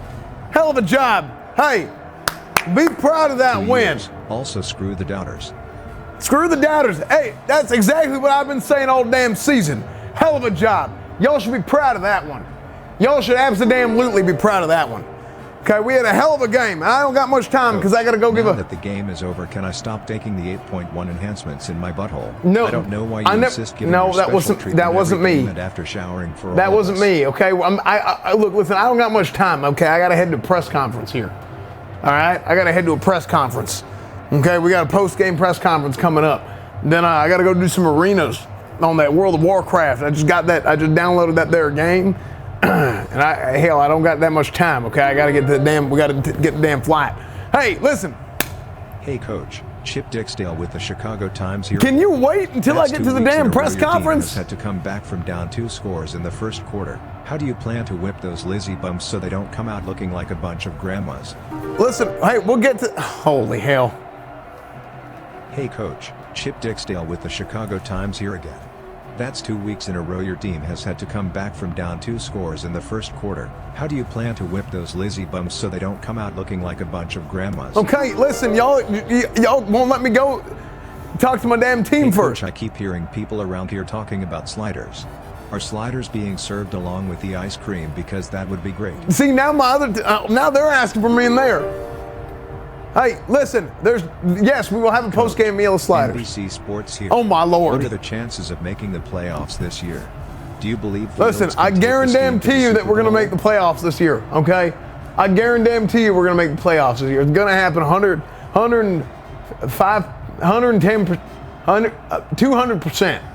200% we're going to make the playoffs. I guarantee it, okay? As for talking about how we came out the gate a little bit weak last couple weeks, we did. And we came back towards the end of the game. We have got to work on starting slow. Okay, our team has got to work on starting slow, and part of that is part of that has to do with our preparation. Part of that has to do with our preparation going into the game week. The other part of that, honestly, is our players they can't come out soft. Help me color on my coloring book now. Hold on, players are asking for me. Listen, Coach, great game. The team is starting to play as a unit. There have been reports of your unorthodox coaching methods such as team knitting, helping each other with genital issues, and unhooking each other's trailers. Has this contributed to your success? That is not true. Okay, none of them things is true. I don't know where them rumors came from. Look, listen, we do have a few unorthodox methods, okay? My methods may be a little bit unorthodox, but as far as speaking of any sort of genitalia work or any sort of knitting, that's got nothing to do with that, okay? Now there is a method to the madness, okay? Some things may seem a little bit off the wall, a little bit different. Howdy. However, with all that being said, I don't think this is going to be one of them things that them normal folks are going to understand, okay? You got to respect the process. We come in here, we have a good week of practice, we work hard, our coaches put a hell of a lot of work into the game planning, and hell, the results speak for themselves. We're 5-1. This is a playoff football team. I said at the beginning of the season, we got an influx of great young talent on this football team, and I think we got a very, very bright future ahead of us. I think for many years to come, but absolutely this season, you got to take it one game at a time, one season at a time, one decade at a time, one century at a time, one millennia at a time, one career at a time, one lifetime at a time. That's what they always say every time. So that's what we're going to do. We're going to keep doing our thing. We're going to go from there, if that makes sense. So, next question. Great game, Coach. Thank you. Even with the unsportsmanlike touchdown at the end. Let's just say that a Wow. snake bit your mom right here, right on the chest area. Would you be willing to suck the venom out to win the Super Bowl? What? That has nothing to do. Listen, why are you talking about me sucking on my own mama's titties? Coach, I ain't no baby. You think I'm a baby? A sex cult? No. What sex cult? What the hell is that? What? That has nothing to do with that. Can I get strawberry ice cream with rainbow sprinkles now? It's the players. Doug. Hey. Why the hell are you coming into my damn press conference when you didn't even carry the damn ball? Asking about ice cream, okay? Stop. Relax. You don't need to be interrupting my damn press conference for that. Holy jeez Louise. I'm sorry, y'all, that some of these damn players is like I'm herding cats. I'm like a shepherd herding cats. Coach, that's what they do. All week you've seemed really relaxed. I'm wondering how much of that was actually true. Real relaxation. How'd you sleep last night? I mean, give us a sense of what you actually went through this week. Yeah, I could do that. You have a good diet. Coach, there's been some stay hydrated all week. Planning a bikini training session. Is that true? There's no bikini training session, okay? I don't know anything about that. But hell, we go out throughout the week. You want to stay hydrated, good meal, breakfast, lunch, dinner. You want to have good nutrition. It's important for not only our players but also our coaches too. As for myself, you got to wake up, you got to eat your vitamins, you go to church on Sunday, and for us, we play games on Sunday. So we have Saturday night, we have team chapel. It's to each their own, but that's important for us. That's what we do, and hell, we have a good time doing that. So on that note, I got to get going. I got a flight to catch and an arena match to play. So I'll see y'all next week.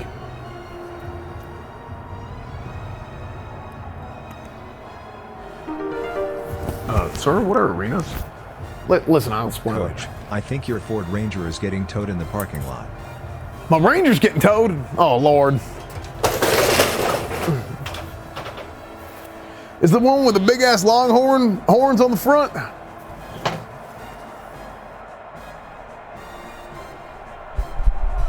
How you doing? I'm doing good, Levi. All right, guys. Madden was good stuff tonight. Madden was good stuff tonight, chat. It was.